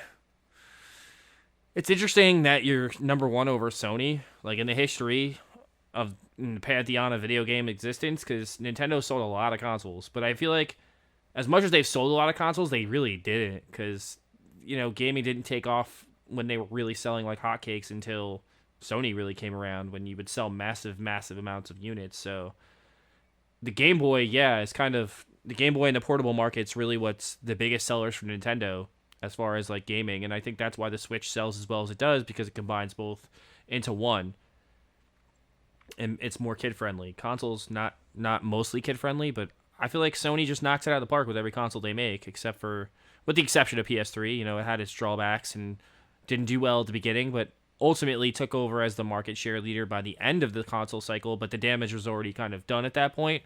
And I feel like they really doubled down with the PlayStation 4, and the 5 has really been, another successful generation for them. Now that everybody can like go in a store and buy a console, I think things are only going to get better for Sony. Yeah. No, I mean, you would expect with the Nintendo fact that Nintendo was around for longer than Sony. They had at least a 10-year head start on them in the video game world, and the fact that, they've not only had home consoles, but also the portable systems, because the portable systems for Sony were also included in this article. So you'd figure, home console, you'd figure that the portable systems or the handheld systems were included, in the considerations by Guinness as well. But Microsoft, obviously, I'm not going to completely shit on Microsoft, but when it comes to sales of video game consoles, they're just no match for Sony or Nintendo. They haven't had as much time, and also each individual console has not been as successful as their counterparts. the Xbox 360, despite how strongly it started, was still outsold by the PS3, and that's really the only chance that Microsoft had to sell, or at least of these 5 generations, had to outsell the PlayStation. So yeah, I mean, you might think that Nintendo, if you hadn't heard the numbers before and you hadn't heard sales, like the SNES didn't sell nearly as well as the NES, and the N64 wasn't, as good of a seller maybe because of the PS1 as you would maybe have thought as well. I mean, like, Nintendo sold a lot of consoles. The market starts getting crowded around that time. Yeah, I mean, in the SNES, the Genesis, you had those two going at it. When the Nintendo had the N64 out, you had the PlayStation come out before the N64, and it moved to, the discs, and whereas Nintendo was still using cartridges, and the PlayStation was just seeing, like, video games were very much cheaper. Well, yeah. It was way cheaper. Like, think of how much cheaper it was to buy a PlayStation 1 game at the time. They were like $40-$50, like max. Whereas like every 64 game was like $60-$70. And that's in like the 90s. Like, that's not like think of how expensive that is now. Like, put that in inflation times. What are those games, like $100 now? Easily? Probably. Yeah, like, it just tells you how much, like, Nintendo is sticking with their cartridge format. Like, think of how, like, some of the dumb mistakes they've made over the time. Like, they're the reason PlayStation exists in the first place. Yeah. Like, they're also the reason they lost Final Fantasy. Because they wanted to put it on 4 cartridges, Final Fantasy VII. And they were like, no, we're going to go to this polygonal look on the PlayStation 1. See you guys later. Yeah, I mean, back in the day, kids... Like, and maybe up until the last couple generations, video games were still very much viewed as a thing for children. And Nintendo was kind of like the big thing in that. Like, I mean, Nintendo still is very much seen as the family-friendly console that, a lot of kids love to play. But back in the day, I mean, when you had that N64 come out and they were still doing the cartridges, the PlayStation was just so much more they had more mature games. The move to CDs was a lot more sleek and more cutting edge, and Nintendo was still kind of holding to the old ways, and you had a lot of people who, were adults or young adults kind of tied to the PS1 because the PS1 was just a cooler machine and you could play more mature games. Whereas Nintendo was still doing, Mario. Nothing against Mario. Mario sells, but if you're having to choose, like, I chose Crash Bandicoot over Mario. I'm not saying the Crash Bandicoot is super mature or very adult, but, I mean, obviously Metal Gear Solid, Final Fantasy, there was a lot of stuff going on the PS1 that excited people that didn't necessarily excite people the same way on the N64. So, I mean, I had both, but not everybody was lucky enough to have both. And obviously that's, PS2 was super successful, and that's because the PlayStation 2 built on the back of the PS1, which set a good foundation for Sony. So, I mean, yeah, I can understand somebody thinking that just because Nintendo is how well they've done with the Switch and how good the Wii did, not for Nintendo's reputation, but for their sales. But, Game Boy, the DS, like, they've had a lot of really good selling consoles, but you also look back at the NES before video game sales truly exploded. NES sold really well and saved the industry. But you look at the SNES and the N64, and they don't compete in any way with the PS3 or the PS2 or the PS1. So, yeah, I mean, Nintendo's done well, but I mean, Sony's just done it better since they've come into the market. I mean, PlayStation did the smartest move in the history of the video game industry and packaged a very good, high-quality Sony DVD player in the PS2, and it changed everything for them. It pushed them so far forward in the market because it was the cheapest DVD player you could get at the time. It was just such a smart move for them. Yeah, there were a lot of people I heard that bought PS2s just because it was a cheaper Blu-ray player or DVD player, sorry. And that's from that point on, you've seen that video game consoles have tried to double as multimedia centers. Like, they've tried to be kind of your all-in-one box where they come with apps where you can watch your streaming services like Netflix or Hulu or Amazon Prime, where you can watch a DVD or a Blu-ray. Obviously now we're starting to get into muddier waters where Sony and Microsoft are like, these versions have disk drives, but we also are going to offer all digital drives.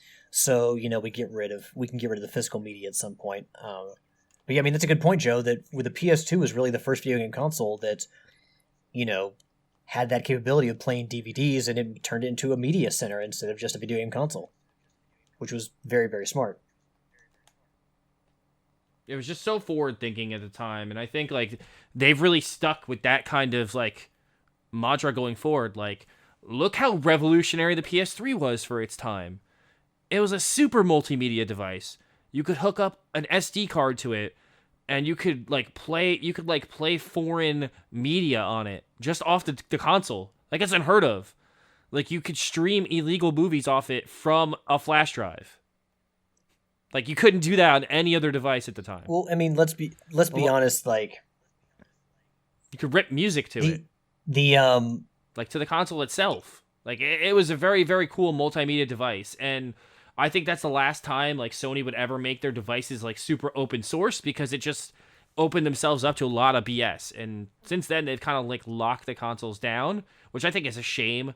Because I really like how, like, on the PS3, how you could make your own, like, backgrounds and do your own things with it, because you could just take your own pictures and turn them into whatever you wanted on the console. Like, it was very cool. And I wish they would do that on the PS5. I wish there was at least a way to put whatever picture you wanted as your background. Like, it's so simple. Like, something as simple as that. Yeah, I mean, there are definitely times in history where video game consoles have tried to push certain things before their time. I mean, Sony and the DVD player like was a great example of just hitting at the right time. Whereas you look at the poor Dreamcast, and Dreamcast had online capability, and it was just before a time before people were ready to completely adopt it. And I mean, that's not the only mistake that Sega made, but they tried. It just wasn't the time for it. So, but Joe, I mean, you talked about being able to have just something as simple as changing your background on the PS5. Well, you can't do that. But how would you like to have this month's PlayStation Plus Extra and PlayStation Plus Premium games? How about a list of those? Will that do in the meantime? Oh man, that list is insane this month. Absolutely insane. This is a great month. All right, so the list is going to be, and this first part is extra. Horizon Forbidden West, just in time to sell you Burning Shores, which comes out later this month, correct? It comes out, is it the 23rd or 24th? Okay. Scarlet Nexus for the PS4 and PS5, Borderlands 3, PS4, PS5, Resident Evil 7 Biohazard for the PS4, The Quarry for PS4 and PS5, Outriders, PS4 and PS5, Tekken 7 PS4, Ace Combat 7 Skies Unknown for the PS4, Earth Defense Force 5, PS4, Oninaki for PS4, Lost Sphere, PS4, I Am Setsuna, PS4, and The Forgotten City for the PS4 and PS5. And the PlayStation Classics for the month are Legend of Dragoon for PS1, Wild Arms 2 for the PS1, Harvest Moon Back to Nature for the PS1, and Destroy All Humans for the PS4, which I know Destroy All Humans was originally a PS2 game, and I'm assuming this is a remake or a remaster, but a PS4 game doesn't seem like a classic. It's interesting, but I like that they're giving us the remastered version instead of just giving us the PS2 game, which they could have just done. But they gave us another PS4 game, so I'm fine with that. But Joe, you were kind of going off a little earlier with excitement, overcome with joy. What on this list has got you so excited? Oh, dude, I can finally play Oninaki and I don't have to pay for it. I really wanted to buy Oninaki, and I heard great things, but I also heard very terrible things. And it's one of those like Square games. Like, we're getting a lot of Square games and a lot of like Japanese RPGs this month, which I think is really cool. Like Lost Sphere is another really cool RPG that you can pick up for like $5 on the Switch, but I never did it, and I can't wait to play it on the PlayStation. The Quarry, I really want to play The Quarry, and I actually just bought it like a month ago, but I don't care. I really wanted it, but now I get to play the PS4 version too, because I only bought the PS5 version. And it's one of those games where Sony locks the dual version behind a paywall, which is annoying. Same thing they did with KO the Kangaroo. You have to buy both versions. I'm like, in modern times, you should, if they have both versions, just give us both versions. And Sony, stop making it if you buy the PS4, you get the PS5 version for free. How come if you buy the more expensive PS5 version, you don't get the cheaper PS4 version for free? That's now is that a developer or a Sony thing? I don't know, but it's a stupid thing. Because if I buy the cheaper version yield, I get the more expensive one for free. Yeah. But if I buy the more expensive one, I don't get the cheaper backwards compatible version for free. I was going to say, because like when I bought We Were Here Forever, my buddy has switched over and does all of his gaming on the 5 now. I still bounce back and forth between the two. And I researched and found out that that game is not cross-gen. So, if you got a buddy playing on the 5, you have to play on the 5. So I bought the 5 version. It gave us the 4 version for free. Did you buy it digitally? Yeah, because that's all it is, digital. So digitally, it's not usually the problem. It's usually physically where it's the problem. Where if you buy a physical PS5 version, you don't get the digital PS4 You can't version. put the 5 version in the 4 and download it digitally. I got you. But you don't even get the digital 4 version either, which I guess that's why it's a thing, because I guess when you buy the 4, you just get a digital 5 version, which is, I guess it's fine either way, but I don't know. Like, even sometimes with the digital releases, though, like, sometimes they'll do the package deal for a while, and then they'll split them into 2 separate purchases. Or they'll make it the deluxe version. You have to buy the deluxe version to get both versions. And I'm like, how come you have to buy the deluxe version on the console, on the digital storefront, but I can buy the PS4 copy of the game and get the PS5 one for free? It just doesn't. It's not logistically make any sense to me. Can't argue with it's like that. It's like ass backwards thinking. But to go back to the games we're getting this month, absolutely phenomenal list. Like, I Am Setsuna is one of the best RPGs in a long time. Tokyo Game Factory made that, and I think it's one of the last games they made before they got shut down. If they got shut down, I think they got shut down, right? I am not sure. Cannot answer that. Either they got shut down or they haven't made much since then, but that game is phenomenal. And you guys should all check it out if you haven't played it. Plays very much in the vein of an old school Japanese turn-based. Now, Joe, do you have extra premium? I'm assuming since you're excited about this, you have at the very least extra. I have premium. So what what I got what are your premium. thoughts I love on premium overall after having it for, well, we're getting on to a year now, maybe not exactly a year, but we're getting up there. What are your thoughts overall in the first year or so of PlayStation Plus Premium? So I think the coolest thing about premium, and not a lot of people talk about this enough, because a lot of people just buy their games. I'm kind of with yield. Like, I wait till things drop in price to buy a lot of things. So what's cool about premium is they give you trials for a lot of games, and it's a 2-hour or 4-hour trial, but you get trophies for playing because it's a trial. You download the full version of the game, and it saves all your progress and your trophy progress. So for certain games, say like MLB 23, if you have premium, you can get like 80% of the trophies in 2 hours. Never have to buy the game. So there's a lot of tricks of the trade with the trial stuff, where if you know what you're doing, you can get a lot of trophies very quickly. It's very, very good for trophy collecting. But I also think it's cool because you really get to try the game as it's meant to be tried. Like, you get to try it from the beginning. So it's not like a demo where like it puts you in a spot where like, all right, you're going to jump in with all the powers in the game. No, this puts you right in the beginning of the game, shows you exactly what the game is, and do you want to buy it now or not? Which I think is really cool. It did it for Gotham Knights. Right now, I think there's a bunch of new ones that just went up, and I know people are getting. We get Horizon on whatever the 24th is. What's that? Thursday? Yeah, we get Horizon Zero Dawn. Forbidden West. Or Forbidden West. Yeah, the new one, Forbidden West. Yeah, and it hasn't even been out. What, a year yet? It's been a year. It came out in February. It's a little over a year. I think it's a year this month. So for a year from release. So it's kind of showing like their timetable now, which is probably going to be like a year from release. You're going to get things on premium. That's kind of how it's going to work. So that gives me hope that by June we'll have The Last of Us Part 1 on premium, and I won't have to buy wasn't it September? Was it September? It was a little later, I think, because it was like, but I mean, oh yeah, it was September of this year. Yes, it came out right before the show did, September or June. But right now, the trials are pretty cool. They're Tactics Ogre Reborn, Persona 5 Royal. Marvel's Midnight Sun has a trial. Gotham Knights has a trial. Last of Us Part 1 has a trial. Plague Tale Requiem has a 2-hour trial. Nickelodeon Kart Racer 3 has a trial. Tiger Woods 23 has a trial. Lego Star Wars Skywalker Saga has a trial. Ghostwire Tokyo has a trial. Sniper Elite 5. Oh my god, Cobra Kai Dojo has a trial. Don't even waste your time. Dying Light 2 has a trial. Vampire Requiem has a trial. Soul Hackers 2. MLB The Show 22, Cyberpunk, Ollie Ollie World, Hot Wheels Unleashed, Uncharted Legacy of Thieves Collection, Forbidden West still has one, Lego City Undercover has one, Tiny Tina has one. So they give you that's like what I named, like 30 games right there that are all you're able to play the first 2 hours of and gain trophies. Very cool. Very cool.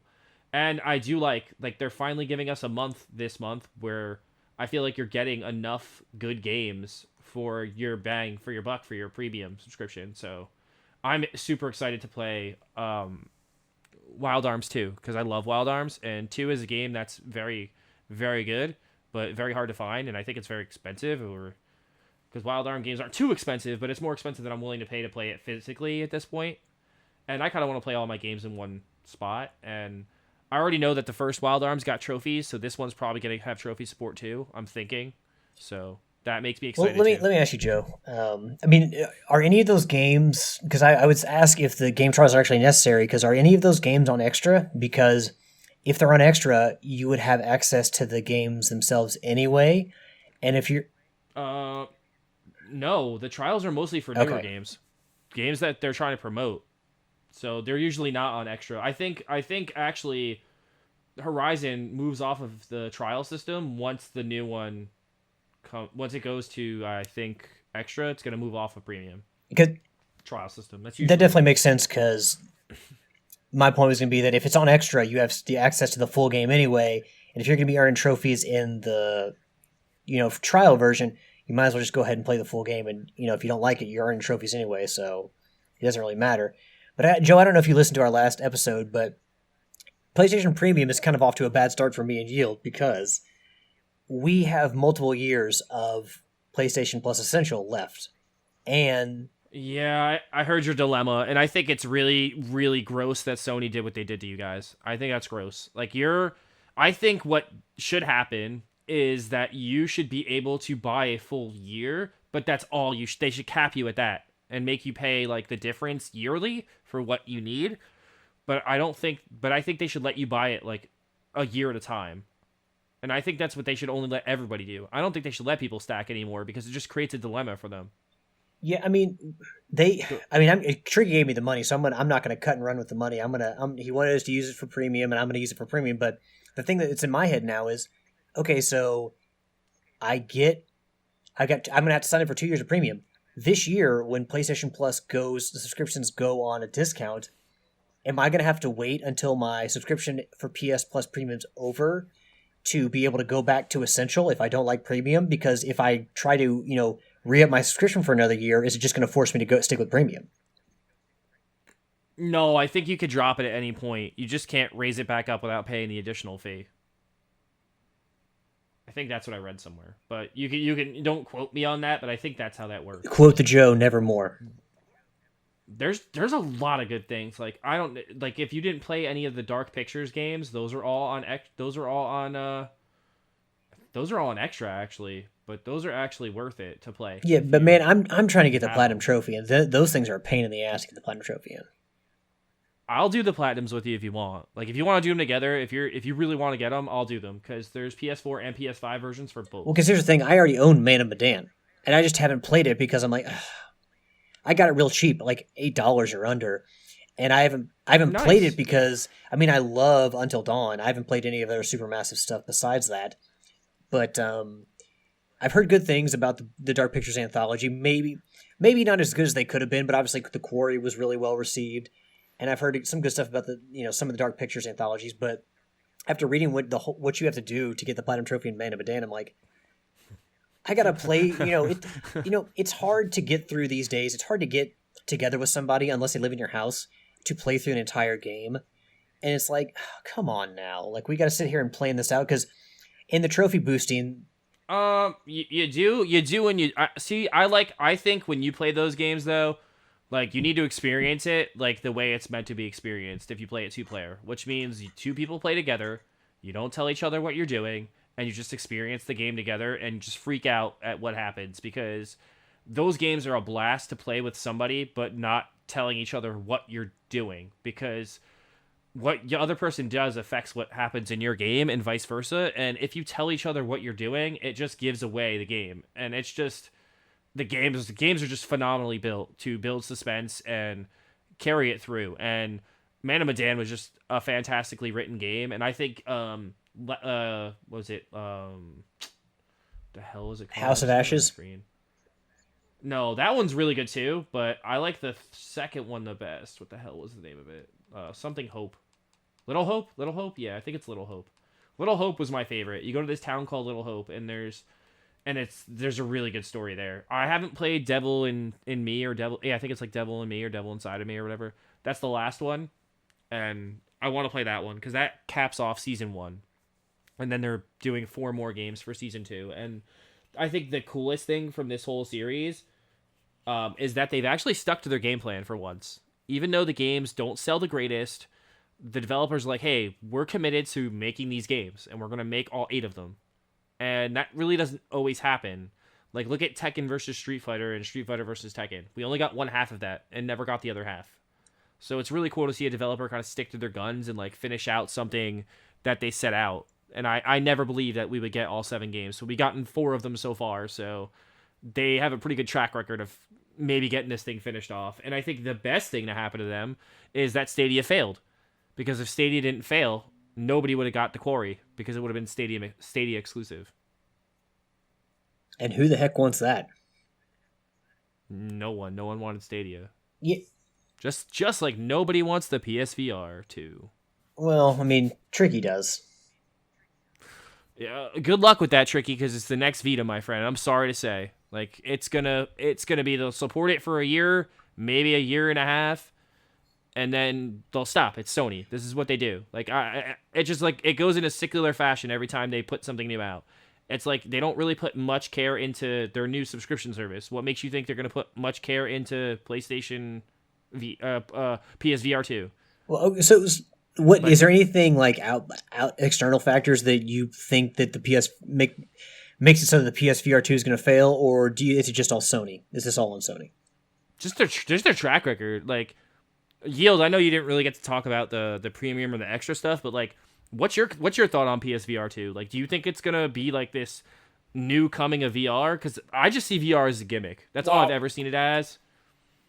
I agree with you as a gimmick. The only game that they produced that I was like, ooh, that game looks good, I want to play it, was Moss.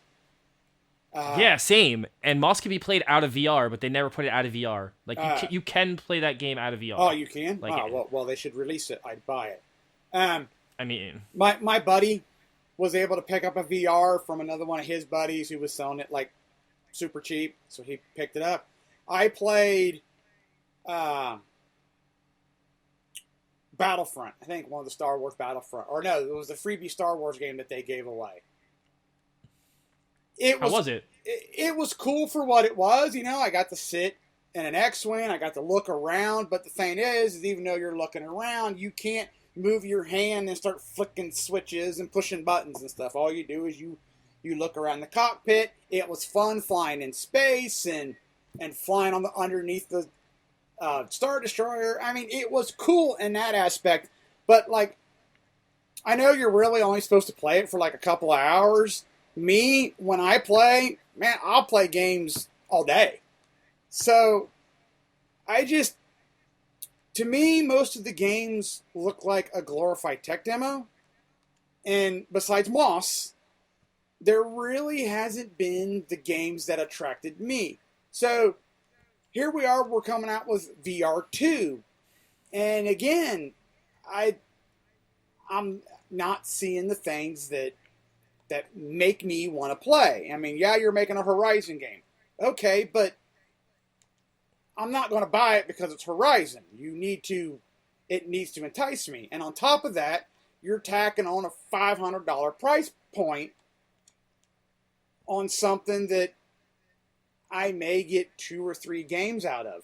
To me, that's an incredibly hard sell. So it just, like, it goes back to the handhelds. It doesn't feel like they're supporting it well. Here's this really cool tech, and we want you to buy it because we're Sony. that's not how I fly. I hope I answered your question.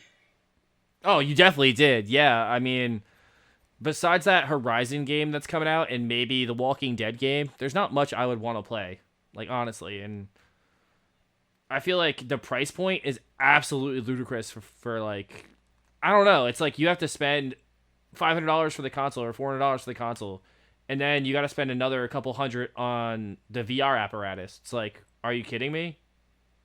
Well, they're always going to be battling that if they continue to support VR, is that it's like buying a second console. And you're already going to have to, compete with like the Oculus Rift and, the Meta headsets. So you've got entrenched competition there. And, because people like Matt and Veronica, they were on talking about they have VR. But Matt was saying that, no, probably not going to buy the PSVR 2. I mean, they've already got what they need. And, there's again the question of Sony. If Sony decides to come out with the PSVR 3, then we'll know what they're serious. They're going to stick with it.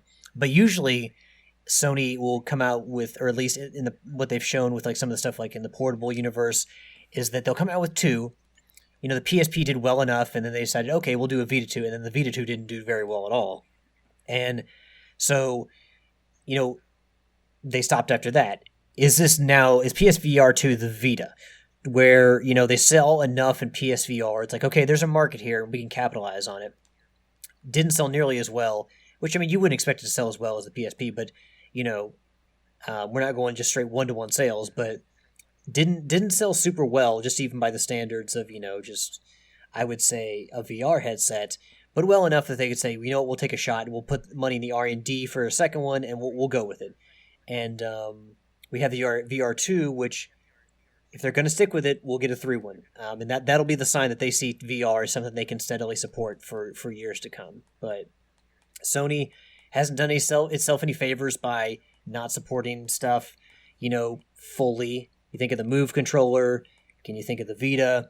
There's just a lot of stuff that they've done where they get, like, your home console, your video games, they've got you there. But this other stuff, the peripheral stuff, we'll see. And again, asking people to buy another console or spend enough money to where it's another console, that's a lot. That's a big ask.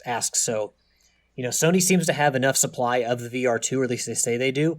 We'll see.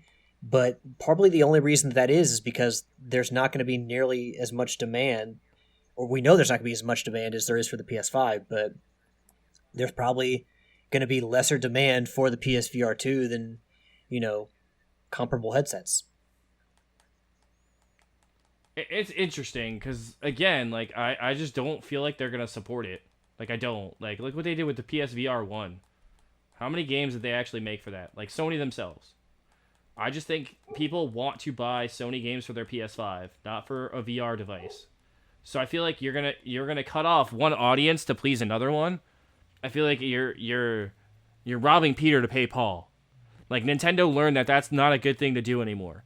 Like, we have one device and it services everybody. If you keep splitting your markets, like, you just run into a problem where, and games take way too long to develop now and way too much money. So I feel like if you're putting money into something and it's not going to succeed, why even do it in the first place? I think the best thing they could do, you said Moss was not playable, outside of VR, but that it could be if they wanted to. Yeah, it could be. And I feel like a lot of VR games could be. Like, I feel like that Walking Dead game could be playable, and it'll be a serviceable Walking Dead, like, third-person shooter or first-person shooter, but they keep it on VR. And I feel like you could meet so much more of a market if you made games playable outside of VR. Like, you don't have to not every. I feel like they're trying to create, like, a unique experience, but I feel like at some point, like, games cost too much to make now. And if you don't have a big enough audience, it's just not worth it. Well, I mean, you walk a fine line there, because if, we've seen with the PS4 and the PS5, like, some of the people who bought the PS5 are like, well, why'd I buy the PS5 if all these games are going to be available, or a lot of them are going to be available on the PS4? If you make too many of the VR games playable on the PS5, people who buy the PSVR be like, well, I don't have, experiences that are unique to me except when, in how they're played. So why did I buy this thing? I could see that backfiring on Sony, but also PSVR is going to be such a small amount of your total market for PlayStation consumers that I don't know. It's worth looking at whether you should make everything playable on the PC or should make a lot of stuff playable on the PS5 because you're just going to make more. I mean, R&D and money go into make those games and market those games. So why not release them for people who play with controllers and make as much money as you can? Exactly, but I think you'll really see like the real like ramifications or picture of like how well this is doing by Christmas. Until then, we won't really know anything. Like until there's like a holiday season where you can readily get these things and it's readily available, you won't really see how well it's gonna do. Out of the gate, it'll probably sell well because it's new and everybody just wants the new thing. Everyone wants the new hotness, so I can never gauge sales off of like how excited people are when stuff comes out because stuff will sell when it comes out. Look, you can't gauge, Sony selling 100,000 PSVRs out of the gate. You can't call that a success when half of them are going to be bought by Tricky Mick. But yeah, I mean, one for each one of the toilets he sits on. Time will tell. We will see. But we're going to move on to our topic of the week here, our last point of discussion, and this is going to be focused on Microsoft. And Joe, I think you were taking the conversation this way earlier, so I kind of wanted to point you to do a little foreshadowing. This was some of the reason Joe's on the show, because him and Tricky were supposed to debate this, which we're going to have Joe back when Tricky's on so they can officially debate this. But I figured we could talk about it. Yeah, might as well. We got a little bit of time to fill here. And besides, who knows when? I mean, Joe's a busy man, so we may not know when next time we'll have Joe on. So let's just get his opinions now.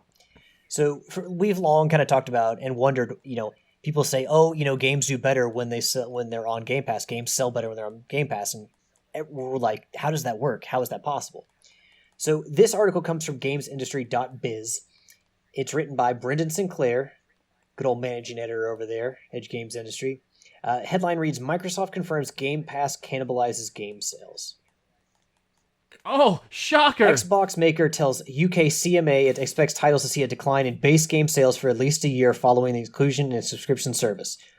The UK Competition and Markets Authority's provisional report on the Microsoft Activision Blizzard acquisition includes an admission from Microsoft that putting games into its Game Pass subscription service cannibalizes sales of those titles.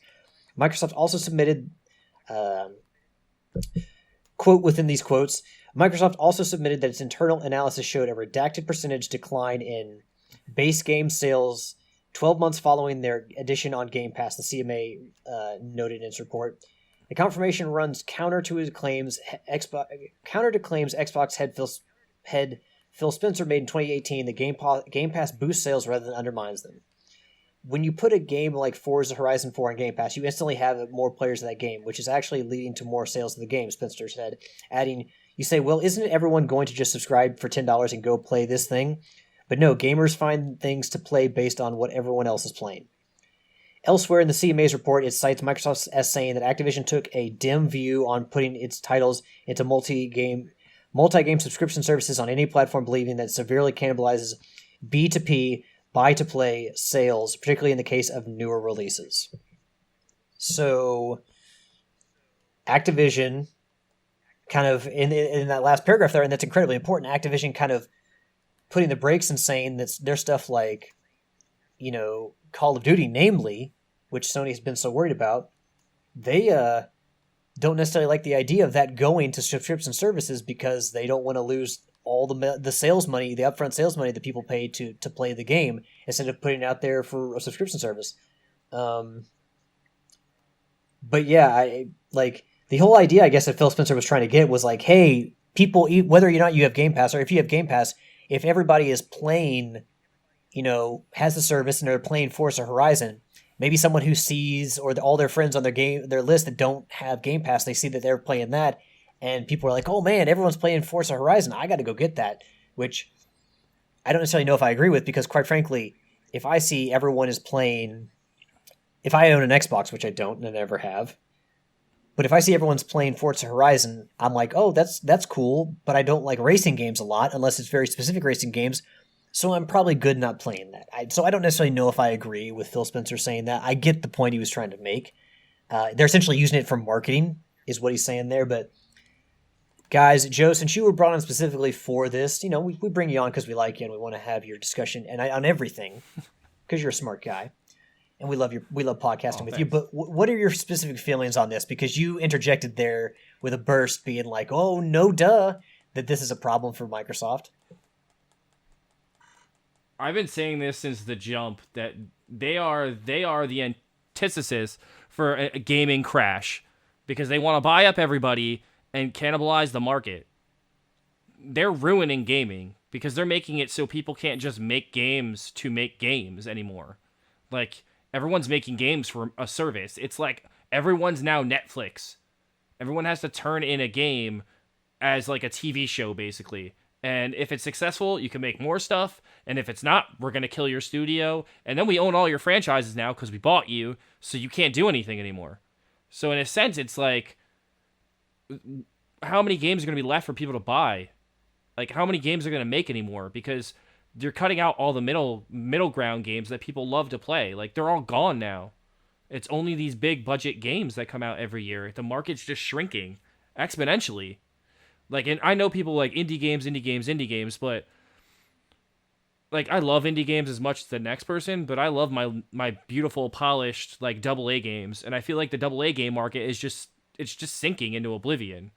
And it's just a sad state to kind of be in. And like I said, no duh, because of course it's cannibalizing your sales, you fucking idiot. And like, didn't he say like a few articles ago that, oh no, people tend to buy games after they play them for free? Yeah, who? Where's that sentiment now? Well, I'd like to know who. If Exactly. I have a subscription service, You're not buying shit, Yield. I know you. Yeah, I'm not buying shit. I mean, I know you, Yield. Well, yeah.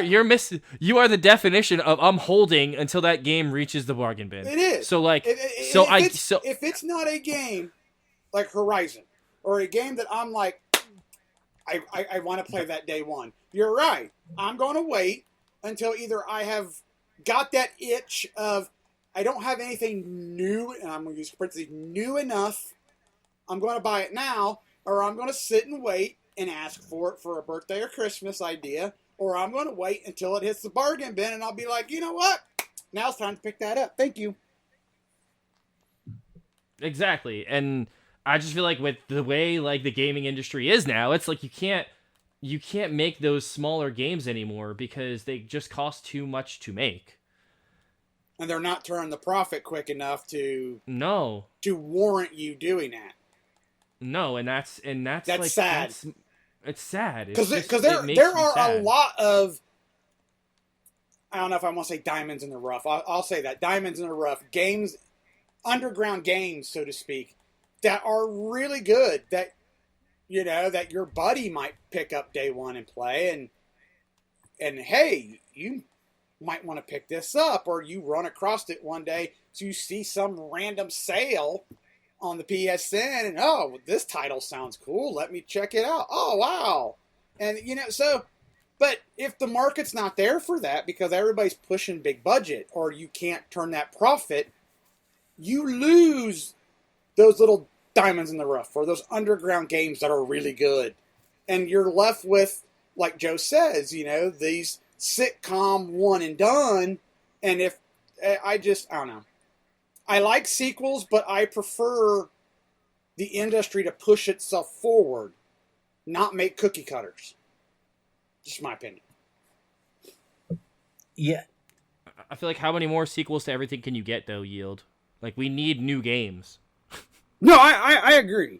I mean, there are some games, like, I'll die on this hill. I don't think The Last of Us needed a sequel. I agree. I think the first one was perfect. I knew it was going to happen, but I was perfectly fine if they never made another one. And now they're so pressured to make a third one. Yeah. A success TV show. But, I mean, is that because... Well, Yield hasn't played The Last of Us Part 2 yet, so... Part 2. No, I have not. I haven't played it yet either, and I tend to start it soon, but... Because I have to play it before the TV show gets there. Yeah, but I mean... You can say something. I mean, we've said before that Uncharted 4 didn't need to be made, but it turned out it was a really good game, and like I've said before, it was the second cap on that game series. It was, 3 would have been a good finish, but with what happened at the end of 4, kind of setting Nate and Elena off, in like, I don't want to spoil anything, but it set them off in a more substantial, like, this is the period on this series because their life is now going in this direction. And I don't feel as necessary. I think the series is honestly better off for having Uncharted 4. And not just because it sold really well for Sony and Naughty Dog. I actually think that the game is really... I think they justified that game in the story after I had played it. But, I mean... So, to pull us back to Game Pass, and you will have some people that want to support the developers. Like Tricky always talks about supporting the developers, and I'm all for that. But I don't want to sit here and most people are going to, because like a subscription service, like $120 a year to subscribe to a video game service. I mean, for the amount of games you can play on that, it's a pretty cheap rate, considering how much is available out there. It is, and you could probably go through 1 or 2 games a year. So if you just get premium and as long as you did that, you've made your money. Yeah, I mean, you get one. Yeah, but I mean, if you're just subscribing to premium, you can save a lot of money just gaming on premium or on PlayStation Plus.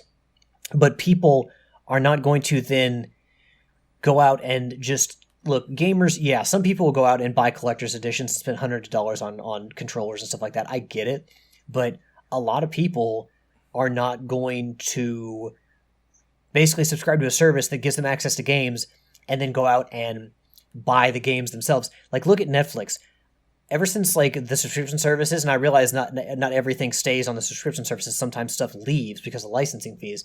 But I stopped buying DVDs and TV shows because a lot of the stuff is available on streaming services, and I'm not going to subscribe to something and pay money to have access to something and then go buy it again. Like, I'm just not going to do that. And I have a feeling that I'm not in the minority on that. Do you guys feel the same way? I agree with that mentality. Somewhat. Like I'll buy, like, if I really like a movie, I bought the newest Scream movie because I had to have my collection. I buy all the Kevin Smith movies because I have to have my collection. Like, certain things I want to have. Like, I own every season of Dragon Ball Z. Well, I own every season. I own like the first 6 seasons of Dragon Ball Z on Blu-ray, and I'm trying to finish that set. But I love Dragon Ball Z. And I want to be able to watch it whenever I want to watch it. And I don't want to have a subscription service to watch it. Plus, I want all the original songs on things. So, like, when you buy things on DVD, like, I own every season of Scrubs, right? I can watch Scrubs on Hulu, right? But it doesn't have the original music. Because you don't have the rights to put that on a streaming service. So, for certain things, it ruins the authenticity of it on a streaming service because you have to re-get the rights for things. And in other sense, it's good to have the original copies of things. Yeah. It's just my take on things. I mean, and sometimes it's just nice to have something on a shelf and know that it's yours. Like, but I will say it's made buying video games a hell of a lot easier because I don't have to spend all this money on Blu-rays anymore. But I mean, look. So I used to buy like 4 or 5 DVDs a week in my younger days. On top in your of less buying frugal games. days. But I mean, Joe, look at what streaming services have done to movie theaters. Like, we can talk about Microsoft like ruining what we consider ruining games, but they are really just pushing the video game industry in the direction that movies and music have already gone. Are they ruining it, or is this just a natural progression of things? I feel like you could say that, but then the music industries come kind of full circle with like vinyl and stuff. Like, vinyl's popular now, so everyone's pushing out these super extremely expensive vinyl releases that are like limited edition and you have to have it. And I feel like gaming does kind of the same thing with collector's editions. Like, there's a way to market physical media. It's just, I don't think physical media will ever go away. Look at music, look at movies. Like, it's still around because people want to own and be tangible with things. So as much as Game Pass is a great thing, and I think Microsoft might be the only people who actually get rid of physical media because they I feel like if anybody could do it and push that like agenda forward, it would be Microsoft, because they could just be like, no, we're not doing it. Just like they forced people to have a console that like talked to you and like turned on when you said like Xbox on by accident or like something on by accident. Like, they're always trying to push things forward. So I could see them in a way just being like, fuck physical, and we're just going to go all digital, and we're going to force people to buy our streaming service. Like, they're dangerous. They're playing with. They don't have. See, they're different than Sony, and here's what people don't understand. A lot of people don't get it. Microsoft is playing with Microsoft money. They're not playing with Sony Interactive Entertainment money. Like, they've got so much money at their disposal, they can do whatever they want, whenever they want to do it. They can buy whoever they want, whenever they want to buy them. And it's why they've created almost like kind of this monopoly, which I don't respect what they're doing. And it's not because I'm a Sony fan or I'm a Nintendo fan. It's because they're just buying up all the franchises I love, and they're forcing me to buy their console to play them. Like, and I just don't like that. I don't like that mentality of someone owning everything.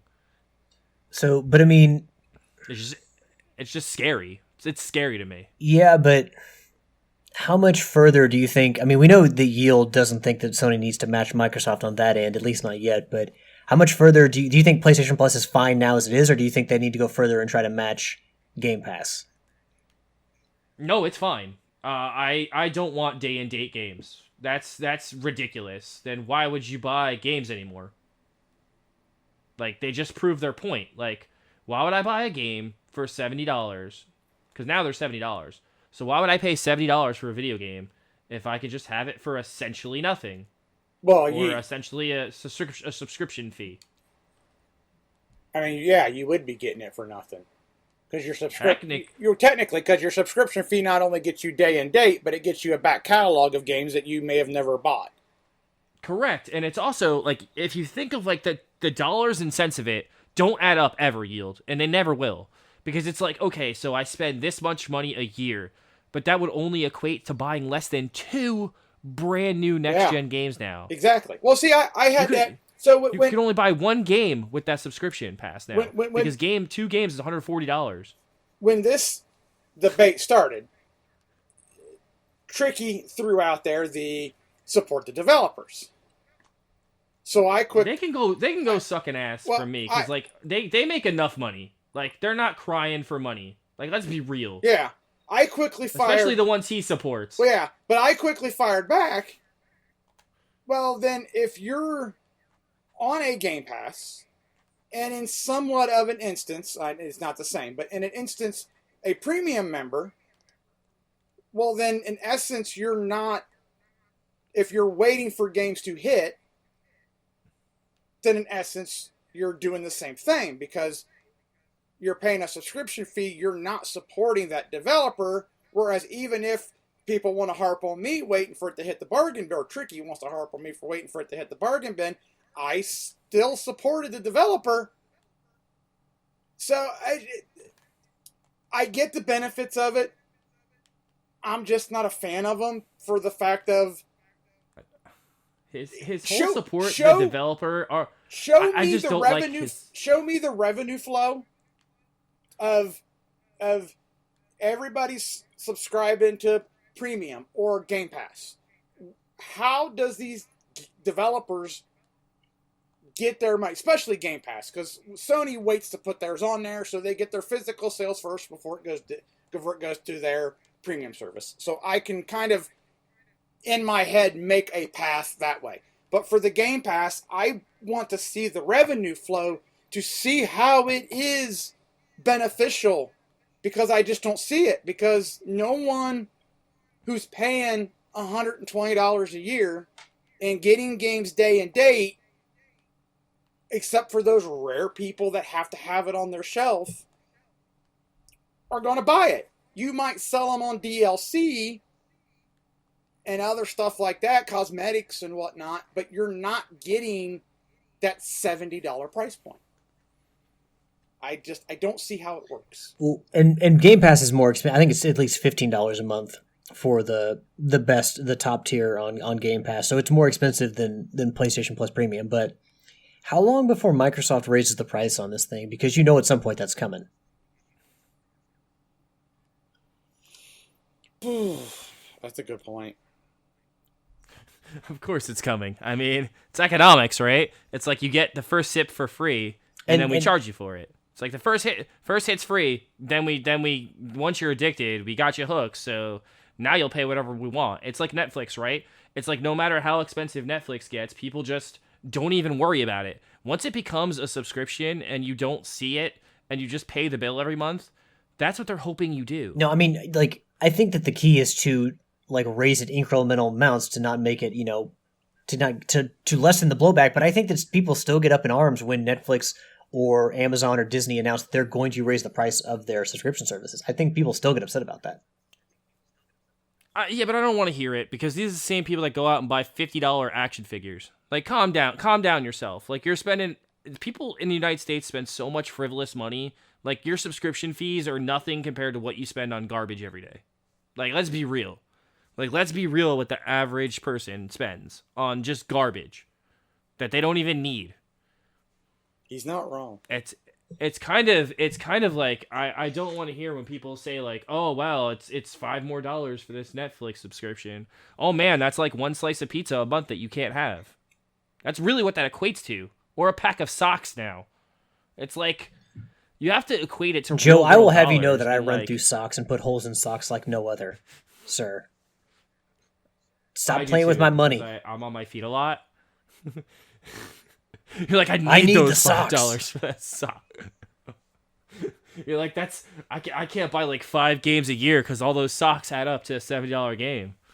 I get you, and like I know, like it's funny because I feel like some people sit in the position where they talk from you kind of talk from a throne where like you don't have money problems and you're not the average American. So to like speak on this as if you don't think that this doesn't affect the average American, it does. Like, not everybody can afford everything. It's like, I hate the argument for gaming when people are like, well, why don't you own all 3 consoles? Why are you such a fanboy? It's expensive. Thank you. I picked the one console I want to play and my friends play, and I stick to that console. Yeah. I have a Nintendo console because it's always my secondary. Always. So Microsoft will never be my secondary. Ever. Ever, ever, ever, ever, ever again. Because they're shady, and I don't like their practices. Oh, so you don't like Phil Spencer? Don't like their practices, period.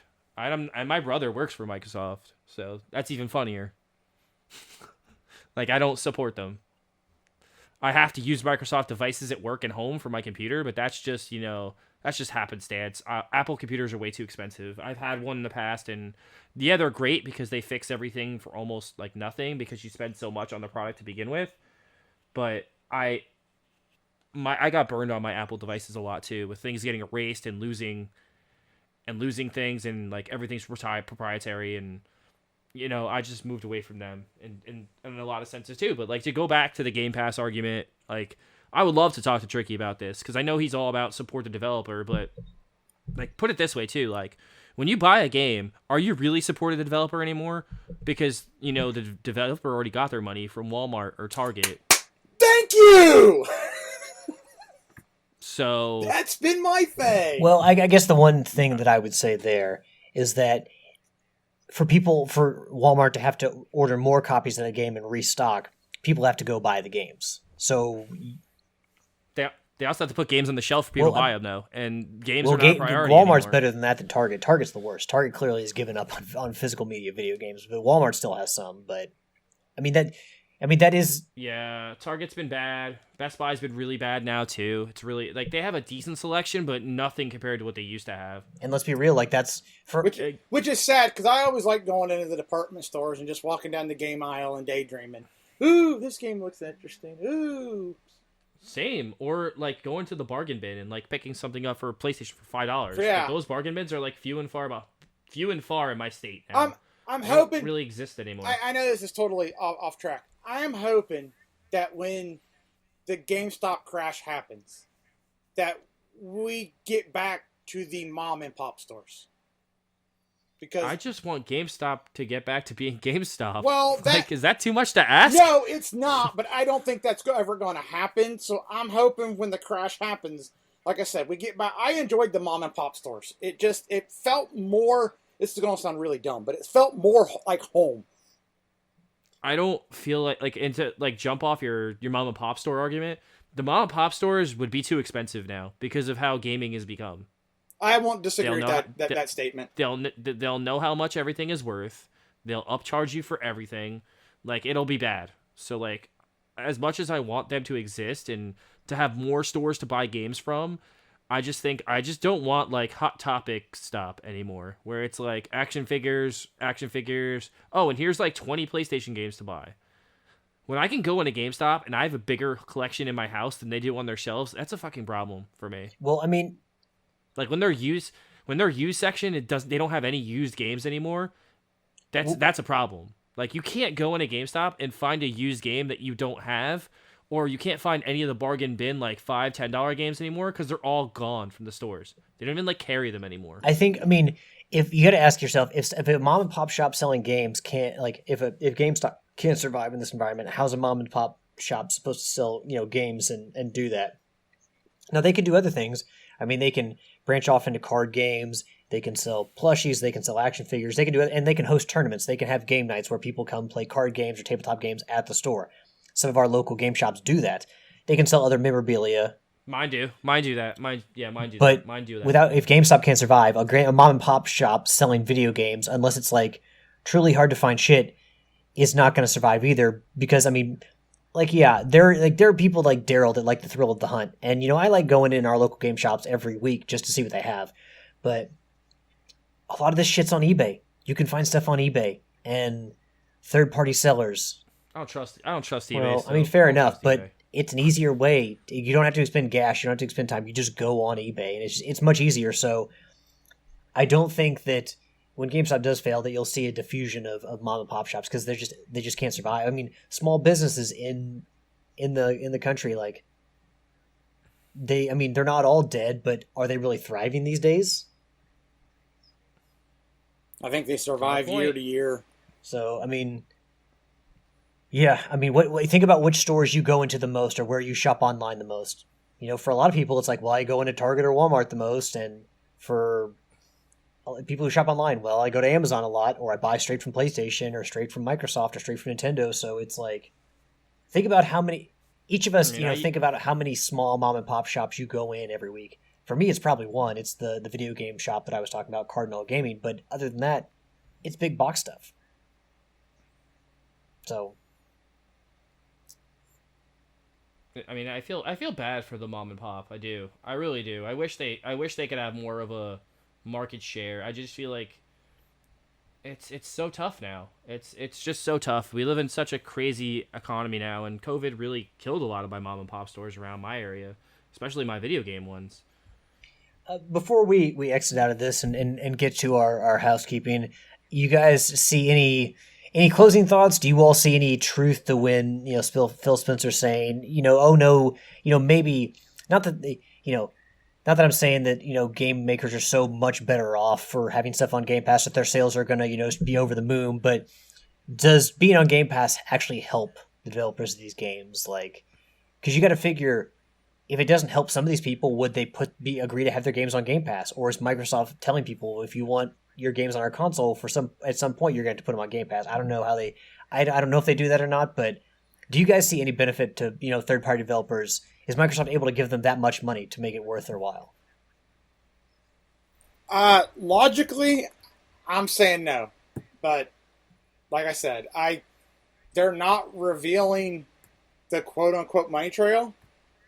So, until I can see that and you can prove to me that they're making money, it logically doesn't make sense that they would.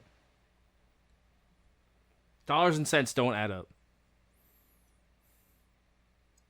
All right. Yeah. That's all right. So that's going to bring us to the end of our topic of the week. And we don't have Sophie's Trophies from Sid this week. Did a great job with Dead Space, so we're good to have Sid back after a little hiatus there. But hopefully we'll hear from Sid next week. But yeah, that's going to wrap us up here. Let's go ahead and get into our shout-outs, sir. Joe, you are the guest, so why don't you go first? Who you want to shout out to? I'm going to shout out to my daughter and my wife. Thank you for allowing me to record tonight and, spend some time with you guys. It was great hanging out with you guys. Shout out to you guys for having me on the show. And shout out for Tricky for not showing up. Again when I'm on the show. It's like the third time that I came on. And he's avoiding you. So maybe we'll He doesn't want the argument. I get it. He doesn't want the Doesn't want the smoke. Doesn't want the smoke. It's okay, Tricky. One day. I can't wait to hear his rebuttal and what he has to say about this topic. Who knows? Maybe I'll be back on next week to debate Tricky one-on-one. We don't know, but it was a pleasure as always being on the show. And shout out to the fans. It's nice to be on. I really love being on this show. And again, I owe this show to being in this stratosphere of podcasting. I mean, if not for you guys and not in your show, I would have never met Daryl and would never be on Loop Bros. Hey, so, if you got the time, thank you, Joe, guys. and you want to come back on next week's show, go ahead. I think we can make it. I'm just gonna start inviting people on. Tricky be damned. Yield, sir. Your shout outs. So shout out to Joe for coming on this week.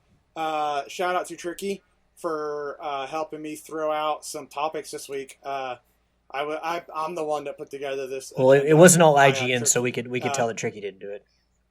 Yeah, well, I was telling Alex a little behind the scenes, so I was putting together the show notes, and I typically go IGN, Game Informer, and N4G.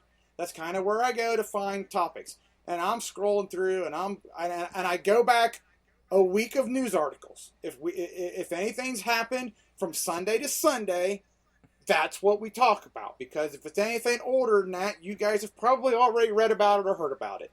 And if you wanted our opinions, you probably would have dropped it in the Facebook group. Hey, what do you guys think about this? Anyway, so I'm scrolling through, and I'm like, I ain't finding crap. And that's rare. Normally, I come up with something. Hey, Alex and I can BS about this. We'll throw that out there. No, nothing. So I reached out to Tricky and said, hey, throw me something my way if you think of something. And he threw a bunch of stuff that I ended up putting in the show that I probably was just going to skip, but that was because I couldn't find anything. The Saints Row thing I found, so I was kind of proud. I found a topic. But shout out to Tricky for giving me a hand in that. Normally I don't struggle. Today I struggled. Shout out to Alex for hosting and recording. Shout out to Nitro and Alex for Rocket League Thursday.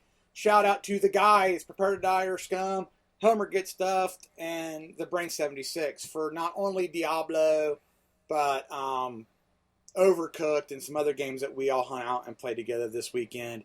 Shout out to the group that always hangs out in the Twitch chat when we have it. It would be Nitro, it would be Joe, it'd be Matt G, it'd be Skins, it'd be Daryl.